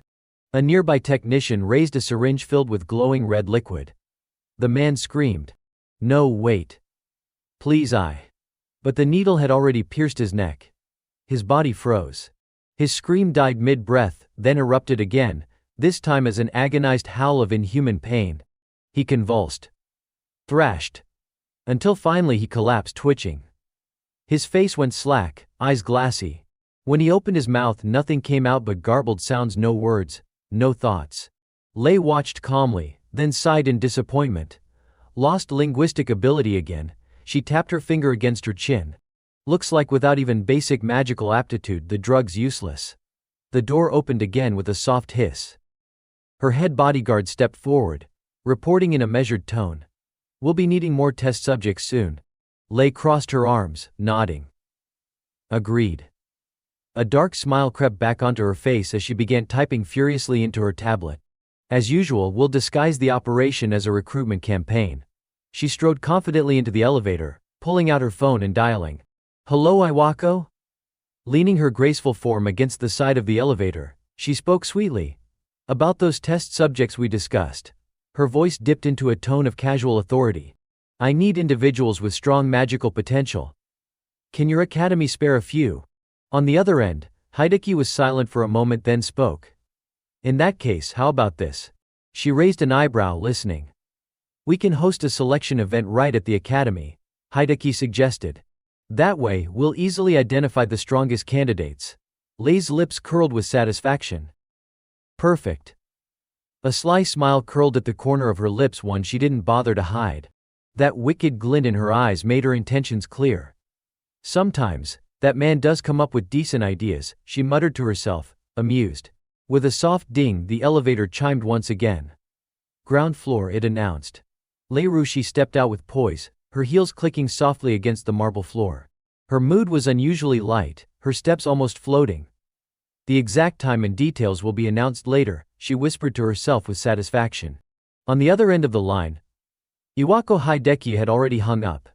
He stood silently at the window of his office, hands clasped behind his back, eyes fixed on the fading sky beyond the glass.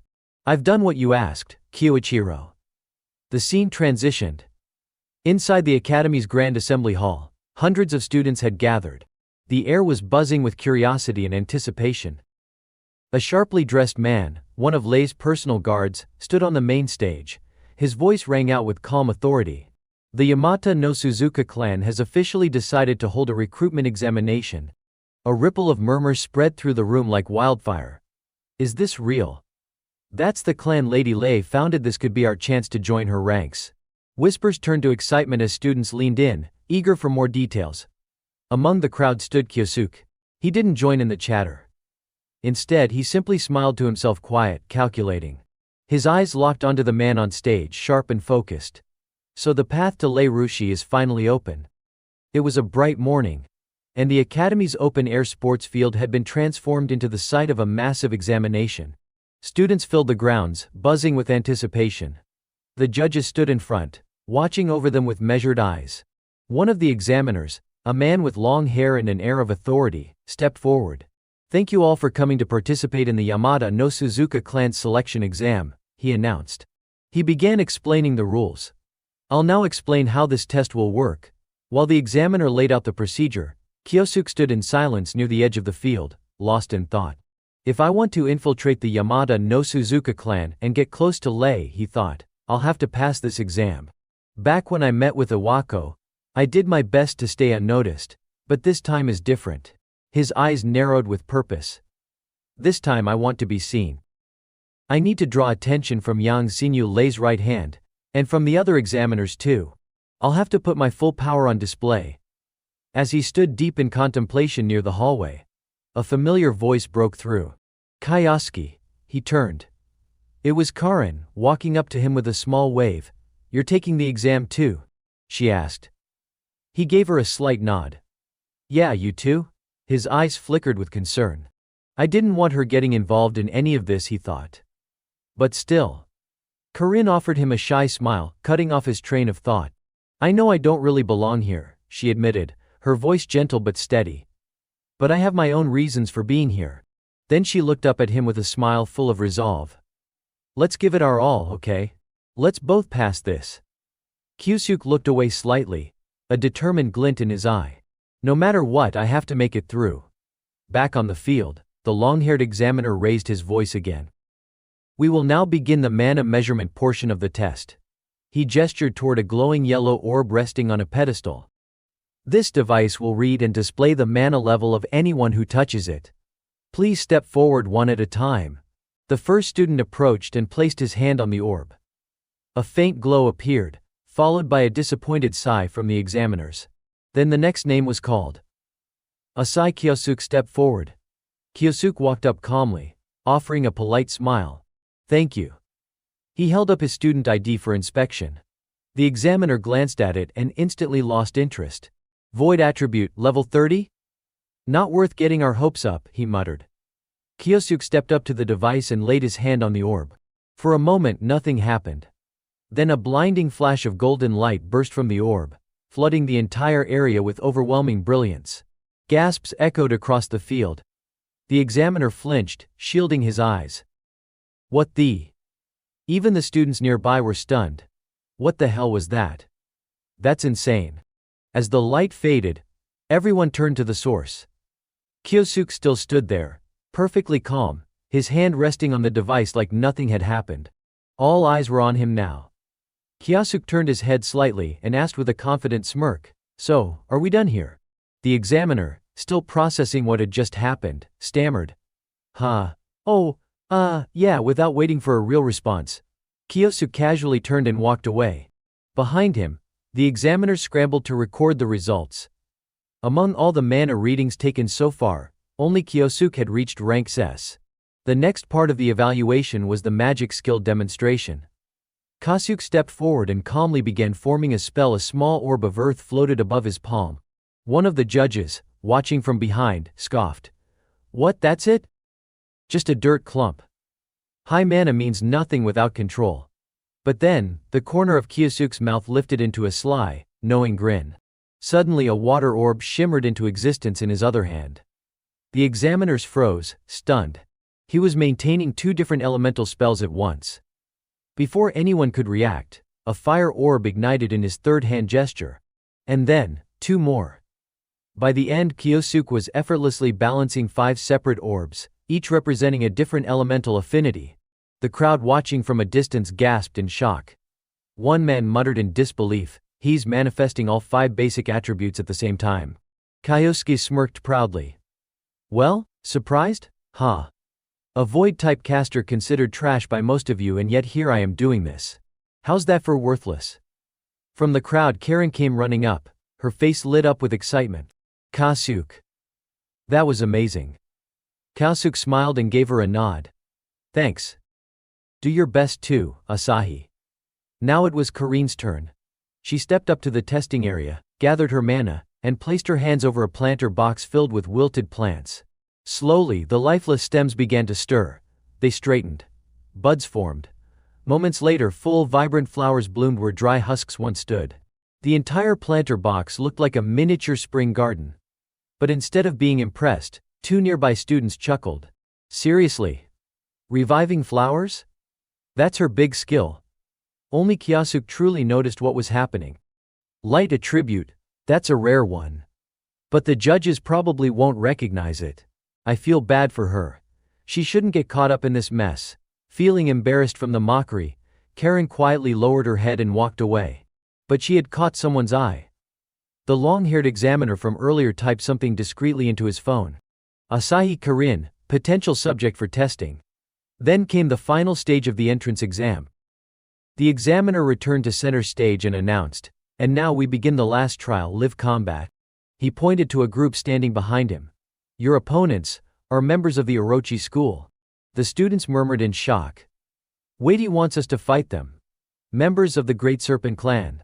The examiner raised a hand to calm them. "Don't worry. You won't be judged solely on winning or losing.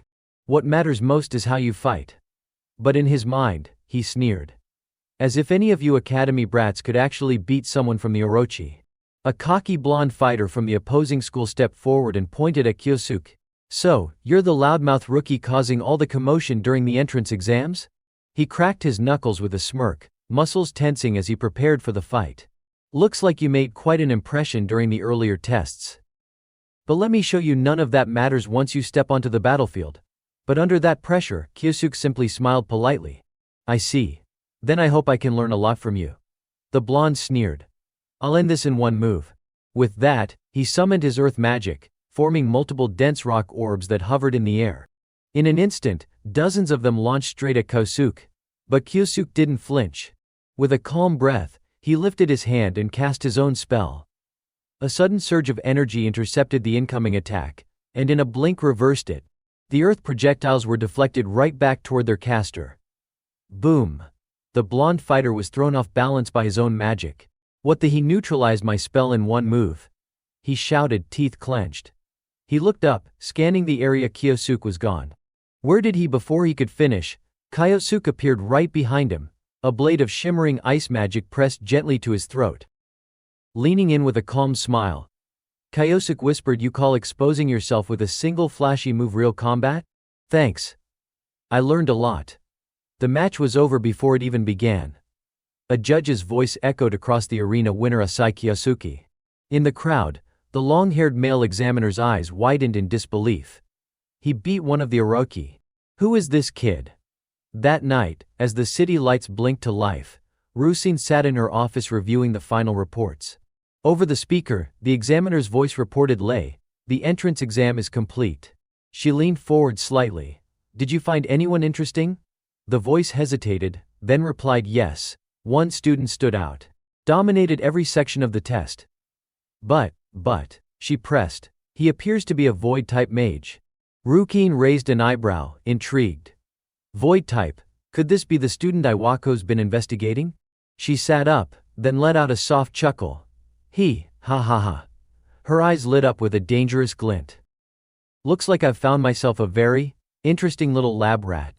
Inside the auditorium, the long-haired examiner stood at the podium, his voice calm but commanding. "I will now announce the names of those who passed the entrance examination." He paused, eyes sharp and serious as he scanned the room. Then, with a firm tone, he declared, "Asahi Kyosuke." A wave of chatter immediately rippled through the crowd. Of course he passed. That guy crushed the exam like it was nothing. Kyosuke simply smiled with quiet satisfaction.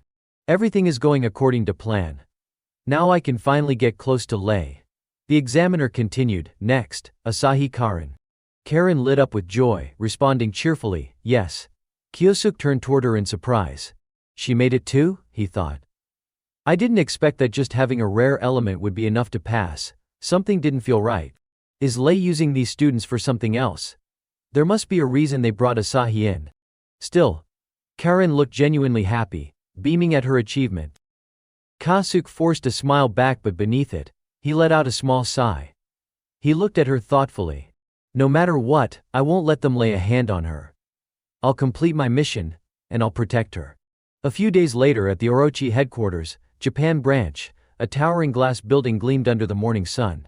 Inside, in a sleek underground meeting room, the long-haired examiner welcomed the group of successful applicants.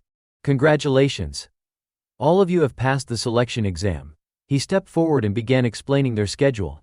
Today we'll conduct a compatibility assessment before officially welcoming you into the Orochi school. Also, he paused with a subtle smirk. Lei Rusi will be joining us. She'll meet with you after the testing concludes. Hearing that name, Kyosuke's eyes darkened, his aura shifted, sharp and dangerous. He said nothing, but tension radiated from him like heat. The examiner gestured toward a corridor. Follow me. Kyosuke and Karen moved along with the group. Karen, meanwhile, looked around wide-eyed with curiosity. Wow, this place is huge. It's kinda nerve-wracking but exciting too. Kyosuke nodded. Yeah. She turned to him with a bright smile. But honestly, I'm just really happy I get to join the Orochi school. Kyosuke looked at her with genuine curiosity. Can I ask, why do you want to join this place? Karen scratched her cheek, a little shy. Well, my mom's in the hospital. The treatment's expensive.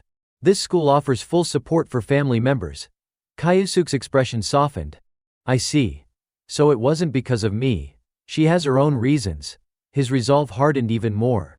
All the more reason I need to protect her. The group eventually stopped in front of a large door leading underground. The examiner turned. We're here. Kyosuke blinked. The basement. They descended the stairs and arrived at a large underground hall filled with strange devices and glowing orbs. Kyosuke scanned the area carefully, testing equipment.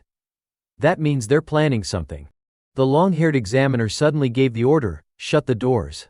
Bang. The heavy doors slammed shut, causing everyone in the room to freeze in confusion. Kyosuke raised an eyebrow, casually commenting. Not planning on letting anyone out? Huh? These guys sure take their work seriously. Two students stepped forward, visibly agitated. Hey, what's the meaning of this? You can't just lock us in. But the examiner dropped his calm facade, his face twisting into something sinister as he barked, silence. The tone of his voice alone was enough to make the two students step back, trembling. He straightened his coat and spoke in a cold, clinical voice. As I mentioned earlier, we'll now begin the compatibility assessment. Specifically, he pointed to a machine nearby and continued. We'll be testing your compatibility with a new experimental drug currently in secret development. He gestured to a vial filled with a glowing liquid. This drug is formulated using ingredients gathered from dungeons. It's designed to dramatically boost physical and magical abilities. The red-haired student stuttered. What did you just say? The blue-haired one chuckled. Isn't that a good thing? Kyosuke narrowed his eyes. Does this drug have any side effects? The examiner smirked and pointed toward a large screen. It'll be faster if I show you. On the screen, a male student was bound to a chair, thrashing in panic. Please stop. I am not. But the injection went in anyway. Seconds later, the boy went limp, unconscious. Drool spilled uncontrollably from his mouth. Gasps and horrified murmurs echoed through the room. What the hell is this? The blue-haired student shouted. The examiner remained unmoved. What you just witnessed was a subject incompatible with the formula. That should answer your question. You've got to be kidding. One of them roared. There's no way we're letting you inject that into us. The two students immediately summoned their magic and lunged toward the examiner. Let us out of here now. Meanwhile, Kyosuke turned to Karen and calmly instructed Asahi. Stay close to me. The examiner clenched his fist. In one smooth motion, he struck both rebellious students and dropped them in an instant. They hit the ground hard, completely unconscious. Dusting off his coat, the examiner looked down at them with annoyance. Tech, just great. That's 2 less test subjects. Then his gaze shifted across the room and locked onto Karen. Let's start with the girl over there. He retrieved a syringe and prepped the drug. A light element user? Huh? I'm very curious about how you'll react to this. Step by step he moved toward her. Karen froze, fear filling her eyes. But before the syringe could reach her, Kyosuke stepped in between them, his face unreadable, but his presence radiating pure warning. The examiner frowned. What are you doing? Kyosuke stared straight at him. stopping a pathetic coward like you from laying a finger on her. The examiner grit his teeth in fury. You little, he snapped his fingers. Hold him down. A massive enforcer lunged at Kyosuke. But Kyosuke was already gone. In a blur he dodged the blow and, with one swift motion, brought the man crashing to the floor. What? A student shouted. Before anyone could react, Kyosuke flashed across the room like a storm, striking down the next two attackers in rapid succession. The big guys crumpled to the ground, writhing in pain. The examiner stood frozen, mouth slightly open. No way, he dropped all of them in one hit. After dealing with the rest of the goons, Kyosuke turned around slowly. His eyes locked onto the long-haired examiner with a piercing glare, and he said coldly, "You're next." The sheer pressure from Kyosuke's presence made the examiner freeze in place. His body stiffened involuntarily, a chill running down his spine. Realizing the tables had turned, the examiner clenched his jaw. Tech, if it's come to this, a desperate idea flashed through his mind. If I can just grab that girl without warning, he lunged toward Karen. No, she screamed in panic. But Kyosuke was faster. He caught the examiner's wrist mid-air, his grip iron tight. I told you, he growled. I won't let you get anywhere near her. The examiner cursed under his breath and yanked his hand back. Damn it, he stumbled back, shaken. Who is this guy? A normal student shouldn't have this kind of power. Kyosuke's eyes darkened, his tone dropping lower. Now then, he stepped forward slowly, his presence suffocating. Get ready. I'm done playing nice. At that moment, Kyosuke stood tall like a true hero, shielding Karen behind him. The long-haired man grit his teeth in rage. Damn you, Kyosuke didn't budge. Asahi. Stay behind me. Karen, still trembling with fear, nodded. Thank you, Kyosuke. She looked at him with awe. Kyosuke's amazing. I couldn't even follow his movements earlier. I knew he had grown stronger, but not this strong. The examiner finally regained his composure and barked, Don't get cocky, you little brat. But Kyosuke stood his ground and said coolly, Let me ask you something. His eyes sharpened, voice low and dangerous. Why are students from the academy being used as test subjects? The examiner's lips curled into a twisted grin. Simple, he sneered. Those who serve Lady Lei are blessed by her. Once this drug is perfected, she'll become even stronger. Kyosuke scowled. And you think it's acceptable to run inhumane experiments on people for that?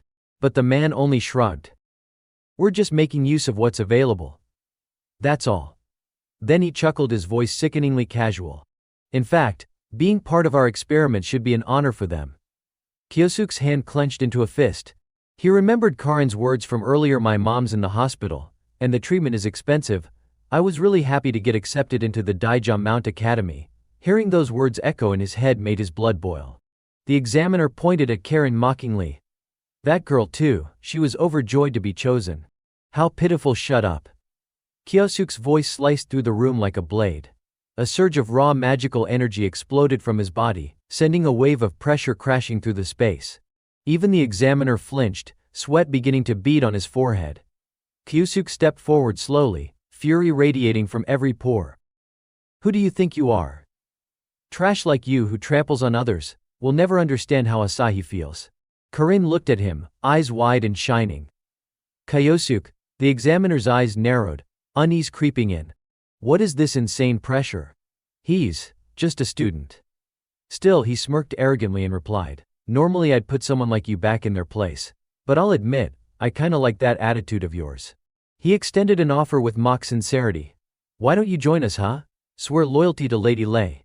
Hand over the girl, and I'll recommend you as a high-ranking officer. I'm sure Lady Lei would be very pleased. Kyosuke's eyes darkened with disgust. I already told you to shut up. There's no forgiving scum like you. The examiner loosened his tie and growled, You'll regret this. Then, with a sharp glow, his eyes lit up bright gold. The very ground beneath him cracked and crumbled as magical energy surged around him. Kyosuke's gaze tightened. Body enhancement magic. The man cracked his knuckles confidently. That's right. Combined with my martial arts, this is my unbeatable technique. The examiner sneered and raised his fist. Come on, tough guy, try me. His feet pushed off the ground hard as he lunged toward Kyosuke with frightening speed. Take this, he roared, throwing a heavy punch. But the moment his fist came down, it hit nothing but air. His expression shifted into stunned confusion. What the? He dodged it. Kyosuke stood there calmly, a confident look on his face. So that's what physical enhancement magic feels like, I see. It's impressive. The examiner gritted his teeth and charged again. Then let's see you dodge this.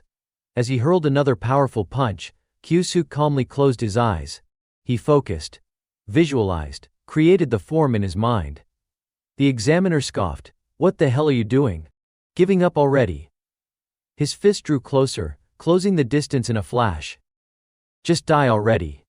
Kyosuke's eyes snapped open. Void magic manifest. His palm raised, stopping the punch mid-air. The long-haired man gasped. What? He blocked it. No way, he's matching my strength. No, he's overpowering me. Kyosuke gave him a sharp smile. Looks like I can use enhancement magic too now. Thanks for the inspiration. It really helped me picture it clearly. And with that, Kyosuke delivered a crushing blow straight to the man's gut. Boom! The force sent the examiner flying backward, smashing into the ground. Debris exploded in every direction. Lying in the rubble, the examiner groaned in disbelief. No, this can't be. A thought echoed in his fading consciousness. Who the hell is he? Kyosuke didn't move. He simply stood there, eyes cold, gaze sharp with a mixture of hatred and disdain. Karen rushed over, breathless. Thank you, Kyosuke. He turned to her gently. You okay, Asahi? She nodded, still shaken. Then, looking to the rest of the students, Kyosuke said firmly, I'll clear the way. You all need to get out of here. The two other boys hesitated. But what about you? Kyosuke didn't answer.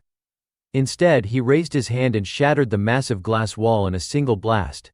As dust and light poured in from the opening, Kyosuke stepped through with steady determination.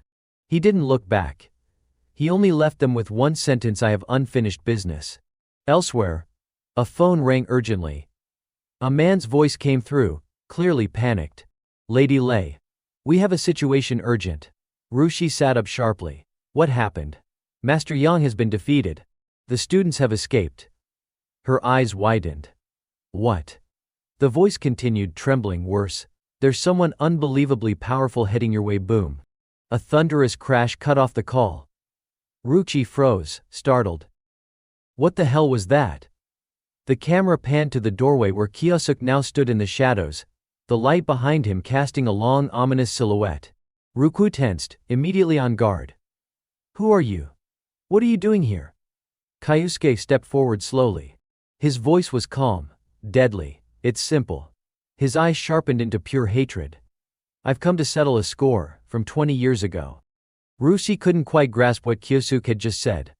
A debt, from 20 years ago. What nonsense are you talking about? Kyosuke took a calm step forward, voice cold yet composed. Oh, still not getting it. Do I need to spell it out for you? His eyes narrowed, sharp with accusation. 20 years ago, after the collapse of that SSS rank dungeon, your so-called Pentagon Saints were paraded around like heroes. Rushi's expression stiffened the moment he mentioned the past.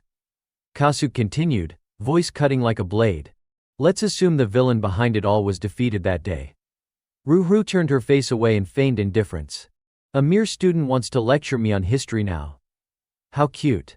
But Kyosuke wasn't fazed. He went on, relentless. Now, each of the 5 saints, your precious elite, holds power at the very top of the world. You're all praised as saviors, champions of justice. Rushi rolled her eyes and interrupted. Get to the point already, but Kyosuke cut her off, voice stern. But the truth is far uglier. Rushi's smile twitched. What did you just say? Kyosuke's aura shifted. The air grew heavy. You used your own comrades as sacrifices. You claimed the rewards while they were left to die. And even now, you trample over the legacy of the people who once fought by your side. Tell me, am I wrong? Rushi laughed, trying to mask her growing unease. So that's what this is about. Some pathetic conspiracy theory. Don't tell me you actually believe that garbage. But Kyosuke stood firm, tone unwavering. It's not a theory. I know what you did. His eyes bore into her. You were the one who pushed your teammate into that gate that day. Ruki flinched. Her confident mask cracked for the first time, her voice trembling. How? How could you possibly know that? Kyosuke saw the fear flicker in her expression. He leaned forward, voice low. Still don't get it, Rei. His tone grew sharp like a dagger sliding into her chest. Do you really not recognize me? Then, without hesitation, I am Misato Kyoichiro. Rushi gasped. No, that's impossible. But Kyosuke cut in, his voice thunderous. It already happened. I've reclaimed the very power that once made you call me a monster. A level 100 mage capable of using time magic, yeah, I'd say monster fits. Every word shattered Rusi's composure. She stared at him in disbelief, shaken to her core. No, you're supposed to be dead, but Kyosuke ignored her desperation. I also know what your precious Ray Corporation has been doing in the shadows. If I expose it, your reputation will crumble overnight. Rusi's fear turned to fury. She swung her arm, screaming, "Don't you dare mess with me." Kyosuke continued walking forward, slow and steady, his voice calm but ice cold. Don't joke with me. That's my line. His gaze locked on Rushi like a blade. Because of what you did 20 years ago, because you crushed the hope of a girl who gave everything she had, I'll never forgive you. Rusi didn't flinch at the threat. Instead, she smirked. Lifting her chin defiantly, she snapped, "Don't overestimate yourself. You're not even in Misato's original body anymore." Her grip tightened around a long, elegant staff now glowing with magical energy. But here you are, standing in front of me like an idiot. I'll make sure you regret that. With a flick of her wrist, she unleashed a violent surge of magic. The sheer force of it cracked the walls and floor of the room. But Kyosuke dodged effortlessly. Rusi swung her staff again, proud and arrogant. See this? This is the power of Ray Corporation's finest weapon. Forged with materials straight from the dungeon, stronger than any known metal. Let me show you just how sharp it really is. She leapt high into the air, bringing her weapon down in a flurry of rapid strikes. But no matter how fast or fierce her attacks, Kyosuke evaded every single one. A powerful swing aimed directly at his face cut through empty space. She growled in frustration. "Tech, is dodging the only thing you know how to do?" But then she paused. Her brows furrowed. Something felt wrong. Why hasn't even one of these attacks landed? Kyosuke's voice rang out coolly amidst the chaos. Ah, I see it now. He dodged another blow as if it were nothing. You've been playing CEO for too long, haven't you? Your technique's gotten sloppy. His eyes sharpened, piercing. You're no better than Iwako now. Rushi's face twisted in rage, veins bulging as fury overtook her. You bastard. She lunged again with all her strength. Thud. The staff went straight through Kyosuke's torso. Rusi's eyes widened, then lit up in triumph. I got him. I finally hit him. But just as a smirk crept onto her lips, too bad. Kyosuke's voice echoed right behind her. Her pupils shrank. She looked back and realized it had only been an illusion. Kyosuke had suddenly appeared right behind her, completely unharmed. Rusi froze in place, body stiff, eyes wide. What? How then? She clenched her teeth, realization hitting her like a bolt. That's void magic? I've never heard of it being this effective. Her hands tightened around her weapon. If that was true, then she had no choice. A faint shimmer of fire began to glow at her fingertips as she channeled magic into her spear. Her eyes lit up with fury. This next strike will shut that mouth of yours forever. A burning flame roared to life, wild, untamed, destructive. Ruchi let out a war cry as she charged, the fire growing into an inferno behind her. Her spear, now blazing with intense heat, hurtled straight toward Kyosuke's chest. But with effortless calm, Kyosuke raised two fingers. Clink.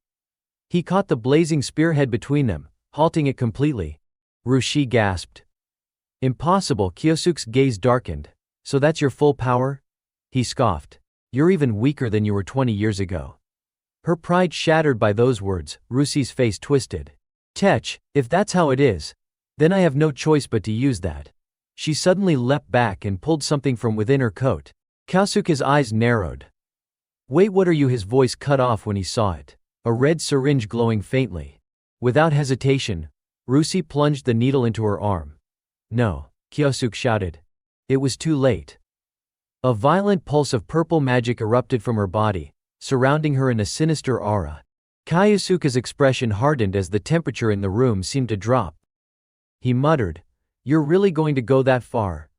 Rusi's entire form began to change, veins glowing, her skin tightening with power. Her eyes burned with killing intent as her voice came out warped and menacing. Monster, you're not the only one who can become one. Not long after, the violet aura around her slowly dissipated, revealing Ruxi's body, now completely transformed into a half-monster state. When the transformation finished, she let out a contemptuous chuckle and taunted, "Ha, now you will never be able to defeat me," but the protagonist remained calm. Replying coolly, "On the contrary. You really think you can win just by relying on enhancement drugs? Do you honestly believe it is that simple?" Ruxie's smirk did not fade. Her tone dripped with scorn as she snapped back, "Don't underestimate me. Do you have any idea how much time and money I have poured into this serum? I gathered materials hidden deep within dungeons and spent years developing it. Ever since I witnessed that overwhelming power 20 years ago, I have been searching for a way to reach that level myself. And now, I have finally attained a strength that surpasses everything. In fact, I should be thanking you for that, Kyoichiro." From Kyosuke's perspective, he could no longer stomach listening to this venomous woman gloat. Cutting her off mid-speech, he sneered, "What? Pathetic, you call this surpassing everything? You are bragging about a power that comes from a bottle." His face hardened, his words sharp and accusatory. Ruxie froze for a moment, clearly caught off guard, and demanded, "What did you just say to me?" But before she could finish, the protagonist stepped forward. Assuming a fighting stance, "Sorry to interrupt your monologue, but it is time I ended this once and for all." At once, both of Kyosuke's hands ignited with blazing golden flames. On the other side, Ruxie's killing intent flared as she prepared to send him straight to hell. She spread her arms and entered her own stance. "Fine then, let us settle this. We will see who the true superior is." The moment her words left her mouth, she launched herself forward like a violent gust of wind, closing the distance instantly.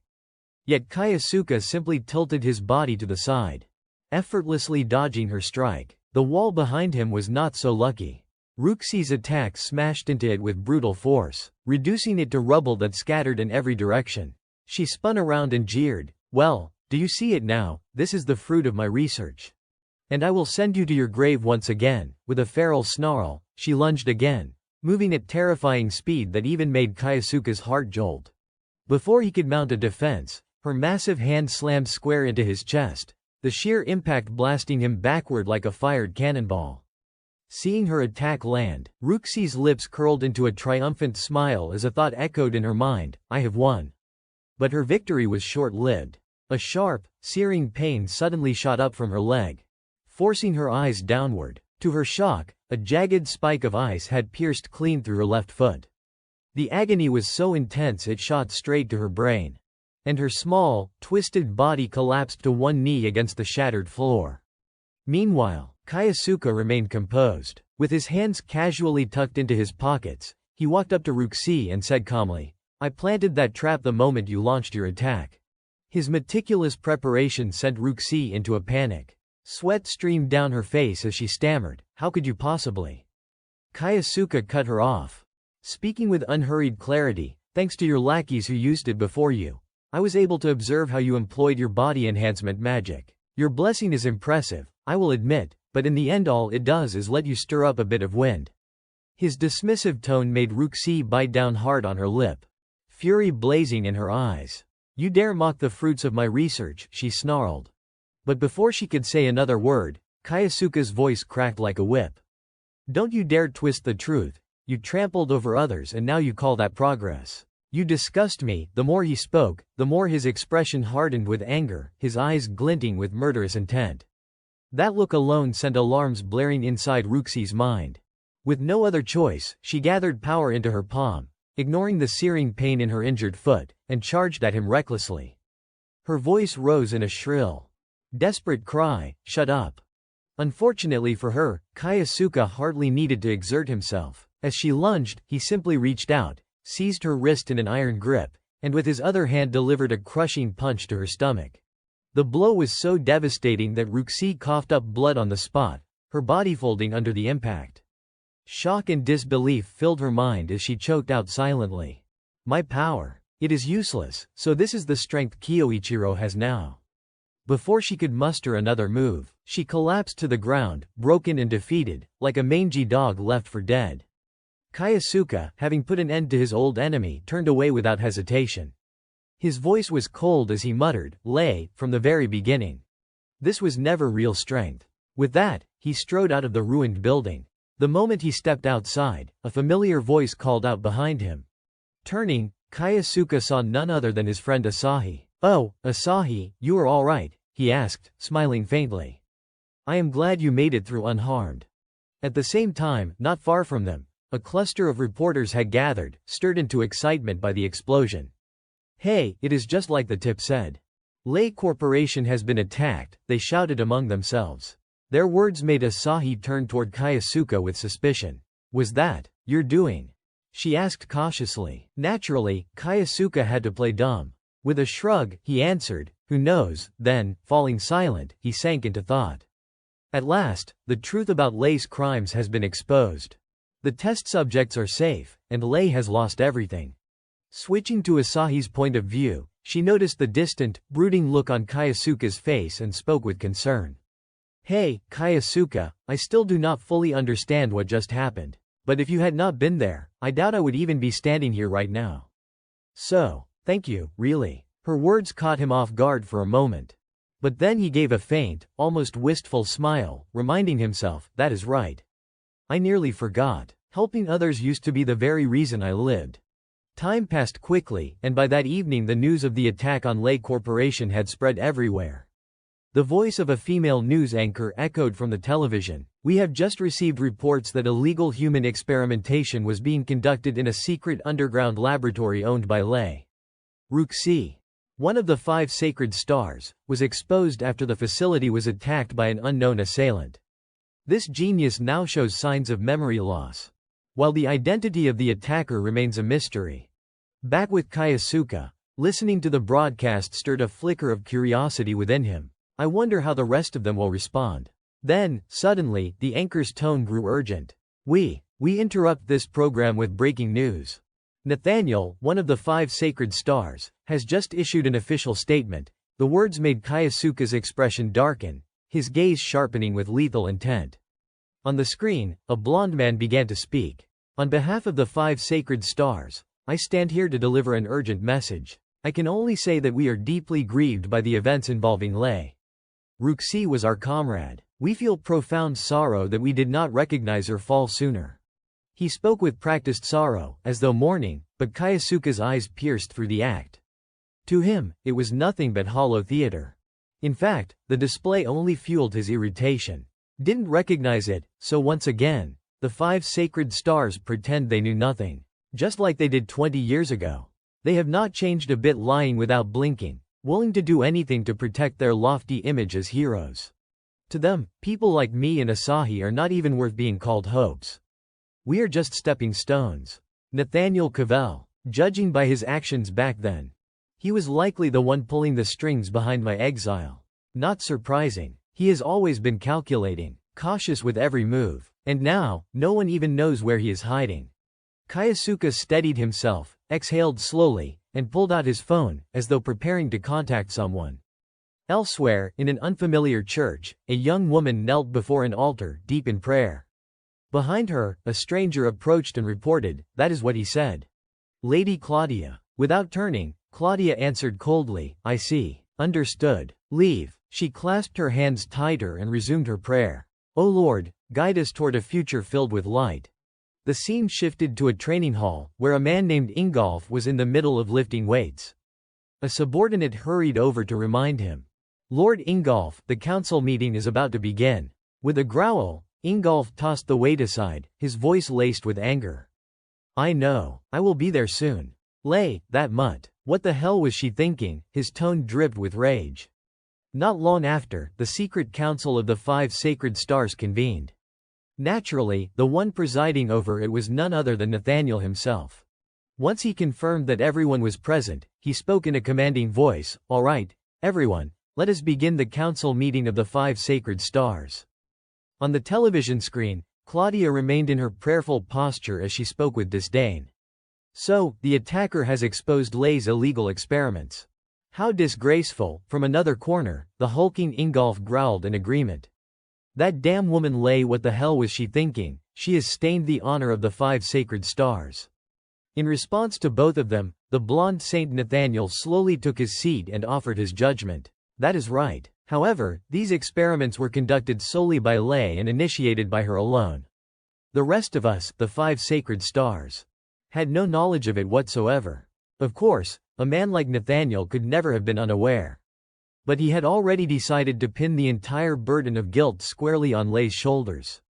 As for the traitor Hideki, he immediately grasped Nathaniel's intent and could not help but admire it. That is Nathaniel for you, always rational to the core. In other words, they are just scapegoating Lei and cutting her loose.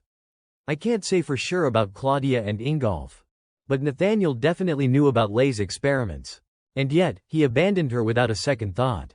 The more he thought about it, the more Hideki felt cold sweat trickle down his back at Nathaniel's decisiveness and ruthlessness. After a few seconds, he steadied himself, his anxious gaze falling on a sealed letter nearby. No, what matters now is that I follow his instructions. At that moment, the hideous woman Claudia suddenly spoke up again. I am rather curious about the attacker. To explain, Hideki stepped forward. About that, a sealed letter was delivered to the academy by the one who attacked Lei. He held up the envelope for everyone to see, which immediately drew startled reactions. A letter, from the attacker, Iwako, read it aloud. They pressed him urgently. Hideki nodded and unfolded the letter. Of course, I will read it now. The contents were chilling. I have returned to the present world from within that gate. I will deal with all of you, so wait for me. Misato Kyoichiro. The moment they heard the name of the sender, the expressions of the other three shifted dramatically. Most of all Nathaniel's. Beads of sweat broke out across his face, and his trembling voice betrayed a flicker of hope. Could someone be impersonating Kyoichiro? After a brief pause, the blond man furrowed his brow and shook his head. No, he could not have known what lies beyond that gate unless he had been there himself. The sender must be Kyoichiro.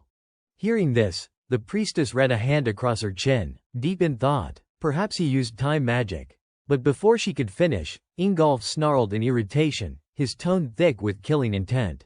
Why are we even worrying about this? If Kyoichiro really has returned, then all we need to do is crush him again. His booming words filled the chamber.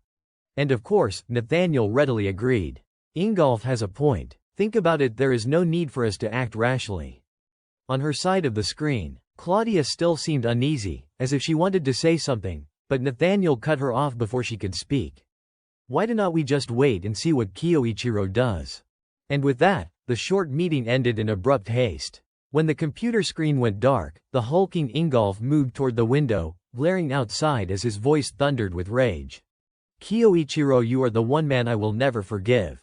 Elsewhere, once the meeting had concluded, Headmaster Hideki Iwako wasted no time reporting the outcome to the true mastermind. His voice came through the phone.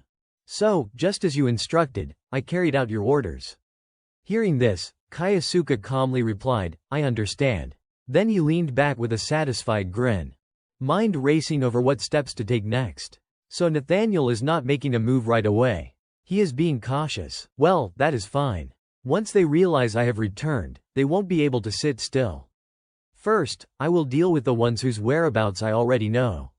With that decision made, he cheerfully gave his hound a command. All right, Iwako. Time to move. On the other end, Iwako's voice cracked with worry. What should we do next? Sensing his dog's panic, as though the man might wet himself, Kayasuka quickly reassured him. It won't be that hard. All you have to do is arrange for me to transfer to an academy connected to Ingolf. Realizing the implication, Hideki hesitated before asking. So, your next target is Ingolf? Kayasuka admitted it without hesitation. Exactly. A short-term study abroad program should make it easy, do not you think?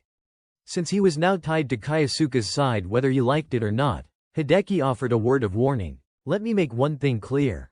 Ingolf is not like me or Lei. You won't find any dirt on him, no shady dealings, no scandalous rumors. His sharp-faced caution made Kayasuka fall silent for a beat. Then, with the same cold composure, Kayasuka replied, even so, I still need to look him in the eye at least once. I will leave the formalities to you. He ended the call there, turning his gaze toward the world beyond the window. His lips moved in a low murmur. Rumor or no rumor, it does not change the fact that he betrayed me 20 years ago. Time flew by quickly. Thanks to Iwako's arrangements, the protagonist soon secured a study abroad placement. Shifting to Kayasuka's perspective, he now found himself surrounded by a new landscape, eyes scanning every detail as he whispered to himself. So this is Germany, huh? They confirmed ties between this country's academy and Ingolf. I will use the German academy as a bridge to reach him. But first, I need to get to the school. Carrying that thought in mind, he pressed forward until his attention was suddenly caught by a loud, grating voice. Damn leeches, clinging to me again. Casting his gaze slightly to the side, Kaisuke spotted a Japanese girl being harassed by a couple of drunk men. He could not understand a word they were saying. The language here was completely different. So, I will just use the void to translate automatically, he thought. Without the slightest hesitation, he unleashed his magic, letting it ripple outward in all directions. Almost instantly, their voices became clear in his ears. The man in the brown shirt smirked as he spoke. Don't be like that, come on, sweetheart, what is the harm in hanging out with us for a while? The one in the black jacket chimed in eagerly. Yeah, spend some time with us, it won't be a waste of your time. Come with me, huh? The girl with black hair kept her scowl firm as she snapped back. You pests are exactly why I called you leeches. I am not going anywhere with a bunch of gutter trash like you. Her words lit a fire of anger in the thugs. What the hell did you just say? You are being a little brat, we will have to teach you a lesson. The one in black reached forward, clamping down hard on her shoulder. Her face darkened with fury. But just then, another voice cut in sharply. Hey, why do not you bastards back the hell off and leave her alone? The sudden interruption made all three of them turn. The man in brown barked, huh, and who the hell are you supposed to be? Kaisuke did not hold back. I said get the fuck out of here, you worthless trash. The raw insult pushed the thugs over the edge. Rage exploded in their eyes as they gathered power into their fists, golden flames roaring to life. You little shit, you think you can disrespect us? They shouted, hurling their blazing punches straight at him. Too bad for them, they had no idea who they were dealing with. With nothing more than a casual flick of his wrist, Kaisuke swatted them aside. Both men crashed to the ground, sprawled out like dead dogs. The black-haired girl froze in shock, eyes wide. He took them down with a single move. Just who is this student? Thankfully, Kaisuke had not hit too hard. The two thugs quickly came to, scrambled to their feet, and bolted in a panic. We are really sorry. They stammered before disappearing down the street. Watching their pitiful retreat, the black-haired girl turned back and offered Kaisuke a small word of gratitude. Yeah, thanks for helping me. Kaisuke shook his head lightly. It is nothing. His eyes swept over the area again, noting how the bystanders were whispering non-stop, some even pulling out their phones to snap pictures. The attention made him uncomfortable. So he said flatly, looks like we have drawn a crowd. Let us get out of here. Without another word, the two of them slipped away from the chaotic scene. Behind him, the girl's expression softened as a private thought stirred in her chest. The last time someone helped me like this, it was when I met him. Time passed quickly as they walked side by side, putting a good distance between themselves and the commotion. Once the chatter of strangers faded, the black-haired girl finally spoke again. Hey, I just want to thank you properly. If it were not for you, things could have gotten a lot worse. For Kaisuke, brushing off street thugs had been nothing more than an afterthought, so he did not give it much weight. Like I said, do not worry about it. Still, inwardly, he found himself noting her sense of responsibility. She probably just feels obliged to say that. But, I could swear I have seen her somewhere before. While Kaisuke was lost in quiet suspicion, the girl turned her eyes toward him and asked, by the way, that uniform you are wearing. Are you a Japanese student? The question caught him slightly off guard, but he nodded. Yeah, I just arrived today through a short-term exchange program. I am on my way to the training academy now. He explained it calmly, unaware that the simple details seemed to amuse her. The girl smiled, then offered warmly. In that case, let me take you there as thanks. Having someone willing to lead the way, Kaisuke would have been a fool to refuse. He nodded back. I would appreciate that. They continued walking together, their conversation flowing more naturally as the distance closed. At one point, Kaisuke asked, so, are you traveling around the world or something? The girl gave a small shrug and admitted, yeah, something like that. I have got my own circumstances, you know. Her words were casual but vague, which only piqued Kaisuke's curiosity.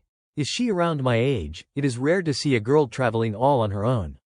Unable to resist, he pressed, don't you ever run into danger traveling alone? Isn't it risky? Situations like what just happened must happen often, right? The girl waved her hands quickly and laughed. Ah, do not worry about me. I know a few spells, so I can take care of myself. Far from easing his mind, her carefree answer only deepened Kyosuke's concern. Inwardly, he thought grimly, didn't she just get grabbed a few minutes ago? Pushing that earlier subject aside, the short-haired girl rested her hand on her chin and asked, "So, you are really enrolling at the training academy, huh?" Kyosuke tilted his head slightly. Is there a problem with that? She glanced at him, her dark eyes calm but probing. Not exactly. It is just the performance system. A lot of the students there think the same way. They have got this whole ranking structure in place, kind of like their own hierarchy. On top of that, they have got a point-based reward system tied directly to achievements. Kyosuke nodded lightly. I see. But inside, the meaning hit him immediately. So they take meritocracy even more seriously than in Japan. According to Iwako, Ingolf regularly holds training sessions for the top-ranked students. Which means, if I want to get close to Ingolf, I will have to make my mark in that achievement-driven environment. Perfect. This is exactly the kind of challenge I enjoy. Just thinking about it brought a sharp glint of excitement to his face. The girl quickly pointed ahead, breaking his train of thought. Look, we are here. That is the Lansing Training Academy. Before them stretched an enormous campus, its scale far larger than most schools Kyosuke had ever seen. Realizing he would reach his destination, he gave her a brief wave. That is enough. Thanks for your help. She returned the gesture with a smile. Don't mention it. Oh, I never told you my name, did I? I am Shirato Sayuki. She extended her hand. Kyosuke clasped it firmly, replying, I will remember that. I am Asai Kyosuke. The moment his name left his lips, Sayuki's expression shifted dramatically, her eyes widening, her face trembling with a surge of emotion as though she could not believe what she would just heard. The reaction made Kyosuke narrow his eyes. What is wrong? But Sayuki quickly recovered, shaking her head. No, it is nothing.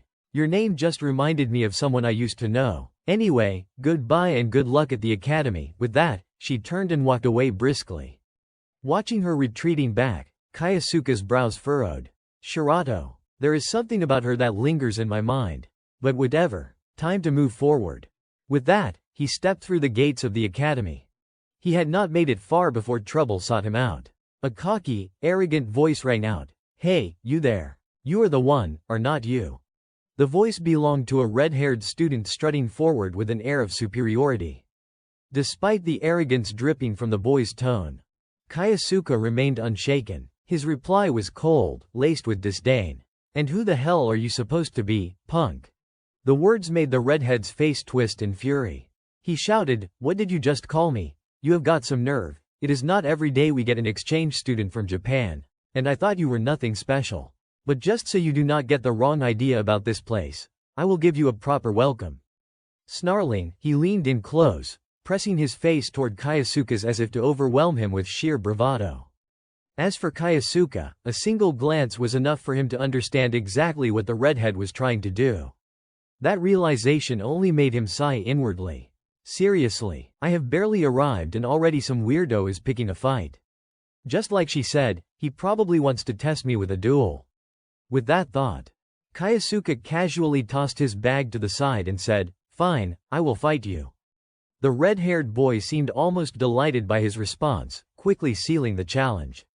Good to see you know how to listen to reason. Then let us fight, he barked. At once, he activated his power, lifting shards of rock around him and sending them flying forward like a barrage of bullets. But such a display was not nearly enough to faze our protagonist. With a single, effortless sweep of his hand, Kyosuke shattered the entire attack, leaving the redhead staring in dumbstruck disbelief. He did not give him much time to be stunned before his cold voice cut through the air. Plenty of numbers, but far too weak. If you are going to use earth magic, at least do it like this. As his words echoed, a massive sphere of packed earth materialized in Kyosuke's hand. Without hesitation, he hurled it forward with crushing force. The redhead narrowly avoided being struck, but the earthen projectile slammed into the wall behind him, blasting a gaping hole straight through it. The sheer destruction it caused was enough to make the thug's entire body tremble. For the first time, it truly sank in. He was not facing just another student. Standing before him was a monster in human form. What the hell? Who is this guy? The redhead thought in horror. Meanwhile, the scene shifted elsewhere to Awako. At that moment, she was walking while speaking coldly into her phone. Yes, that is correct. Saturday as usual. I have already made contact with Asai Kayasuka. I will remain in Germany and continue monitoring the target. In her other hand, she carried a file thick with documents, detailed information on the very boy who had just revealed his terrifying strength. Returning to the protagonist, he had just received his student ID card from an academy staff member before quickly leaving the administration office. As he walked, Kayasuka glanced down at the card in his hand, mulling over his thoughts. All the paperwork's done. Finally, I can enter the local dungeon.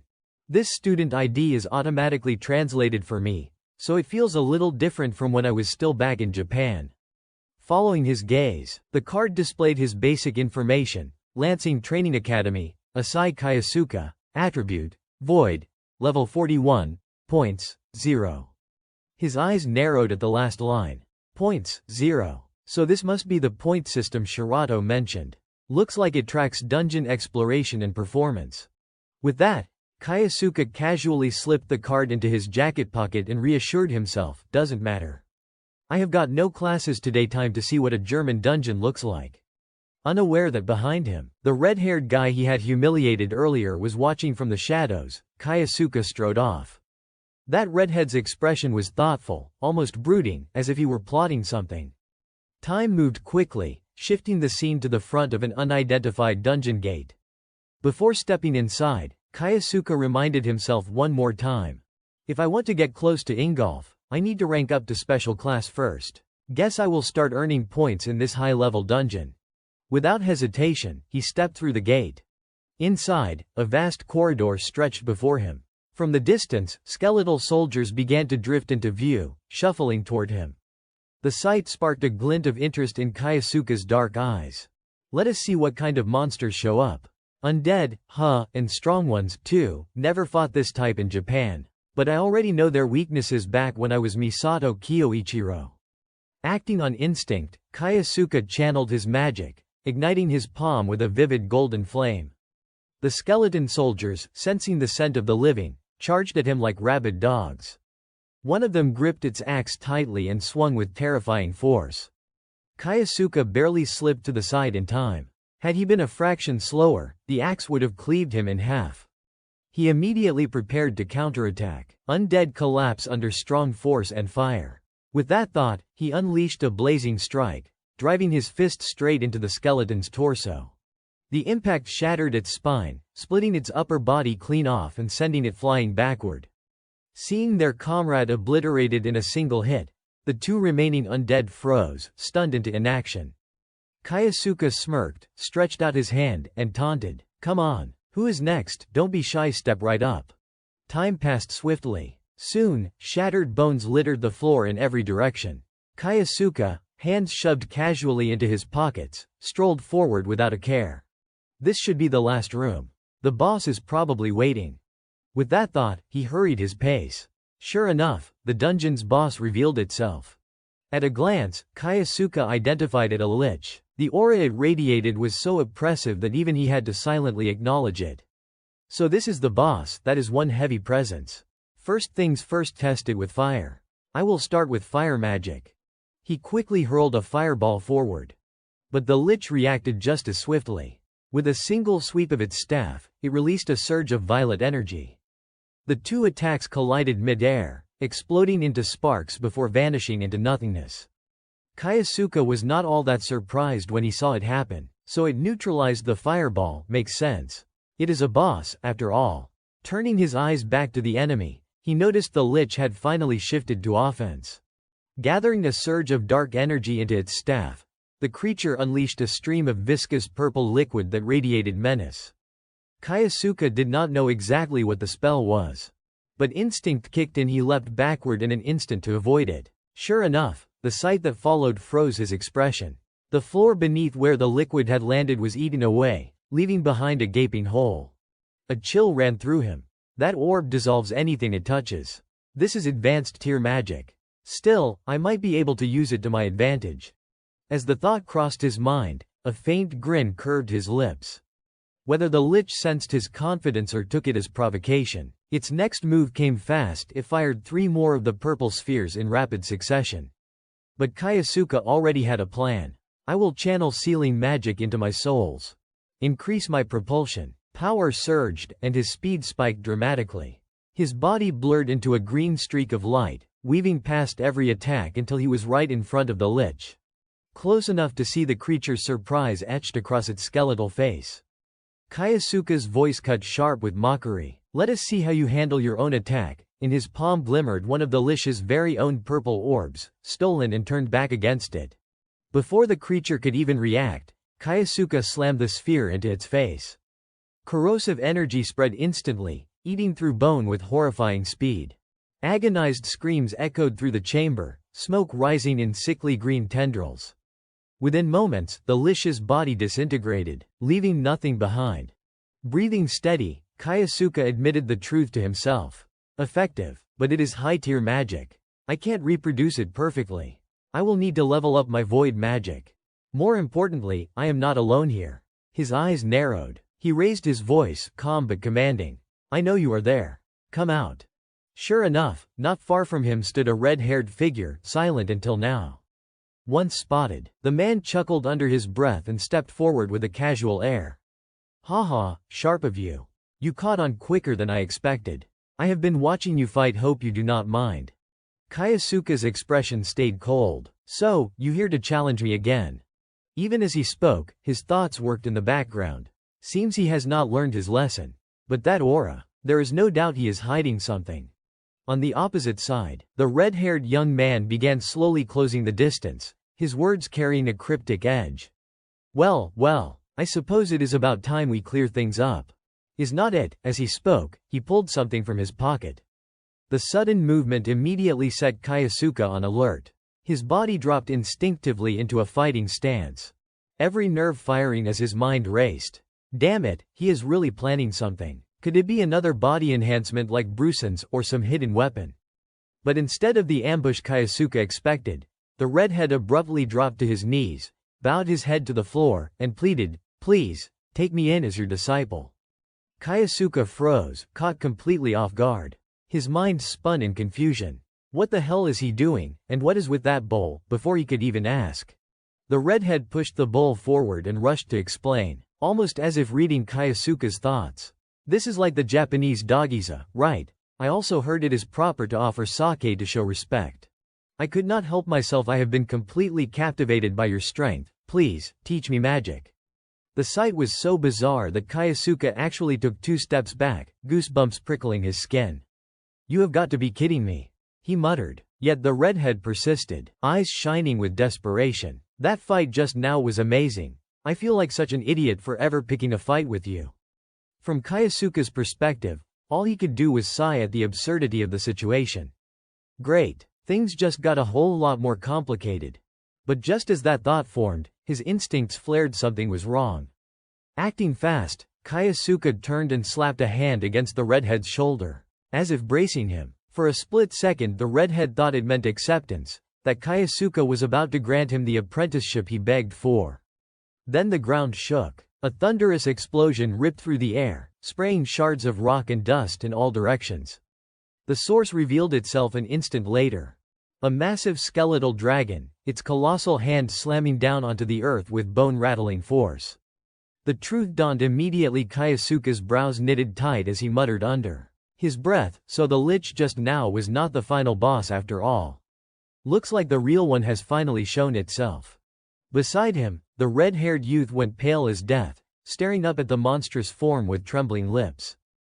Beside him, the red-haired kid stared up at the skeletal dragon and suddenly remembered something. If I am not mistaken, I saw this in a book once. It is a bone wyrm. That monster wiped out an entire village long ago. They say Ingolf barely managed to kill it. So how is it here? He babbled that out, dumbfounded. Kaisuke turned, cold and calm. I understand. The redhead nearly jumped at Kaisuke's tone. Wait, you do not mean you are actually going to fight that thing, do you? That is suicide, no matter how strong you are. Kaisuke cut him off. Relax. And from what you said, Ingolf did not actually kill it. A thought ran through his head: if the 5 sacred saints insist Misato Kyoichiro was the one who killed that beast, they would rewrite history to save face typical cowards. Fine, I will just kill it again. He clenched his jaw. Let us fight. The words left Kaisuke's mouth ice cold, and the bone Wyrm took the bait. Without hesitation it slammed its enormous bony hand into the ground, sending a shockwave rippling outward. The redhead screamed in terror as the blast threw his slight frame backward. Only Kaisuke stood firm. Still, Kaisuke's expression darkened. He thought, damn, it is stronger than it was 20 years ago. No matter. He channeled power into the soles of his feet and shot forward like a streak of lightning. Launching upward, he closed on the worm's skull.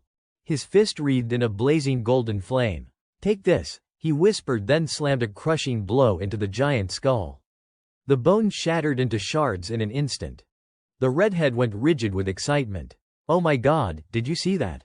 My master just blew that monster away. Kaisuke hissed a reprimand without looking back. Cool it. You were the one saying fighting it was suicidal a second ago. I am not going to explain everything to you. This is not over. His words knocked the grin off the kid's face, and sure enough, the worm's skull knit itself back together as if nothing had happened. It is regenerating, the redhead yelled, stunned. Kaisuke explained tersely, boneworms have much higher vitality than ordinary undead. If you only wound them halfway, they just patch themselves up. The redhead blinked, baffled that Kaisuke knew this. Kaisuke did not answer. He was already planning his next move. It is tougher than I thought. Next step. Watching Kaisuke's pensive expression, the red-haired boy found himself lost in his own thoughts.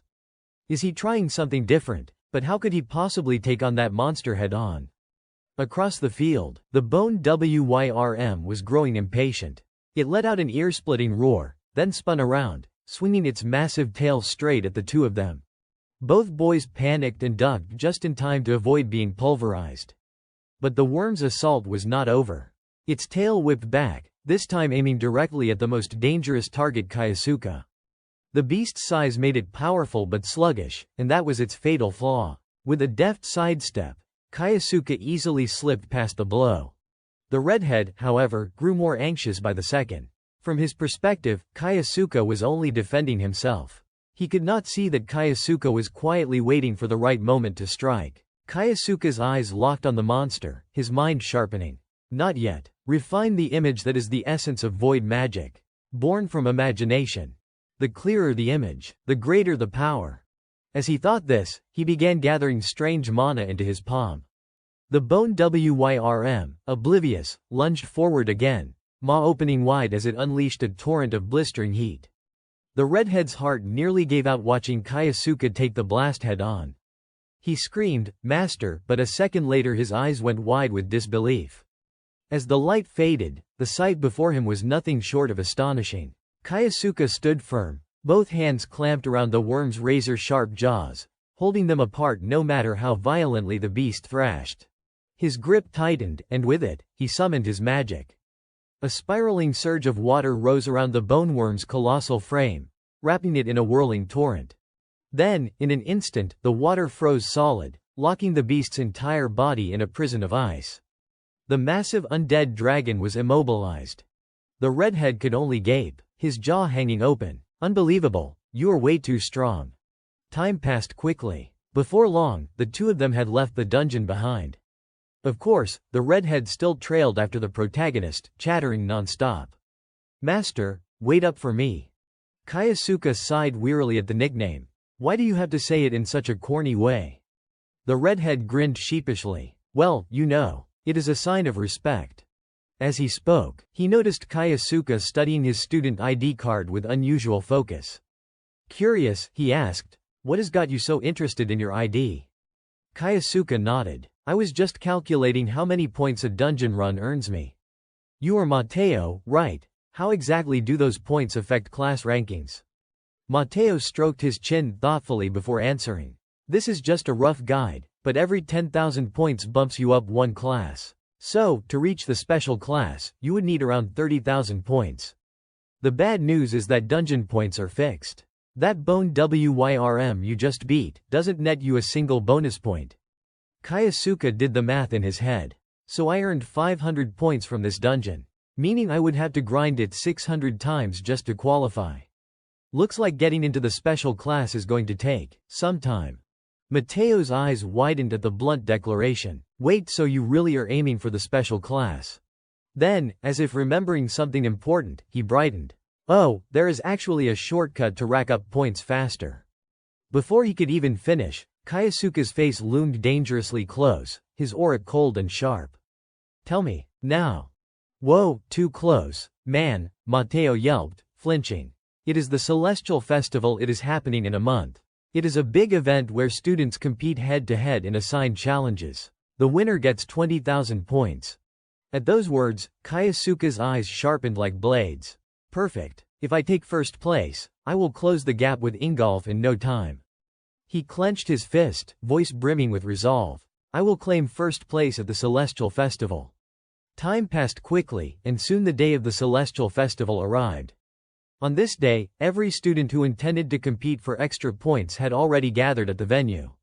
The announcer's voice boomed across the plaza, echoing from every direction. All right, let the Celestial Festival begin. In a quiet corner of the square, Kaisuke stood watching. Determined to secure his place in the special class, there was no way he would miss this event. By his side was the ever-energetic Mateo, who grinned ear to ear. Finally, the festival's here, master. Kaisuke gave only a curt nod in response, cold and unreadable. But behind that calm exterior, his mind was sharp and calculating. If I rack up enough points and take first place here, I will be promoted to the special class. And once I am there, I will be one step closer to that bastard who betrayed me 20 years ago. He did not let his inner thoughts show. Meanwhile, from the high platform above, the voice of a professor rang out, steady and commanding. Your task is simple. Claim the jewel at the top of the highest tower.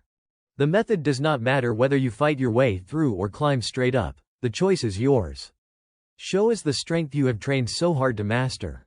The firmness in the professor's tone sent a nervous shiver through Mateo, who wiped a bead of sweat from his brow. But Kaisuke only smiled faintly, a sharp glint in his eyes. Sounds exactly like the kind of challenge this academy would throw at us. Works perfectly for me. A moment later, Mateo seemed to shake off his nerves. He bounced on his toes, punching the air in warm-up, his voice full of forced bravado. Master, we are taking first place no matter what.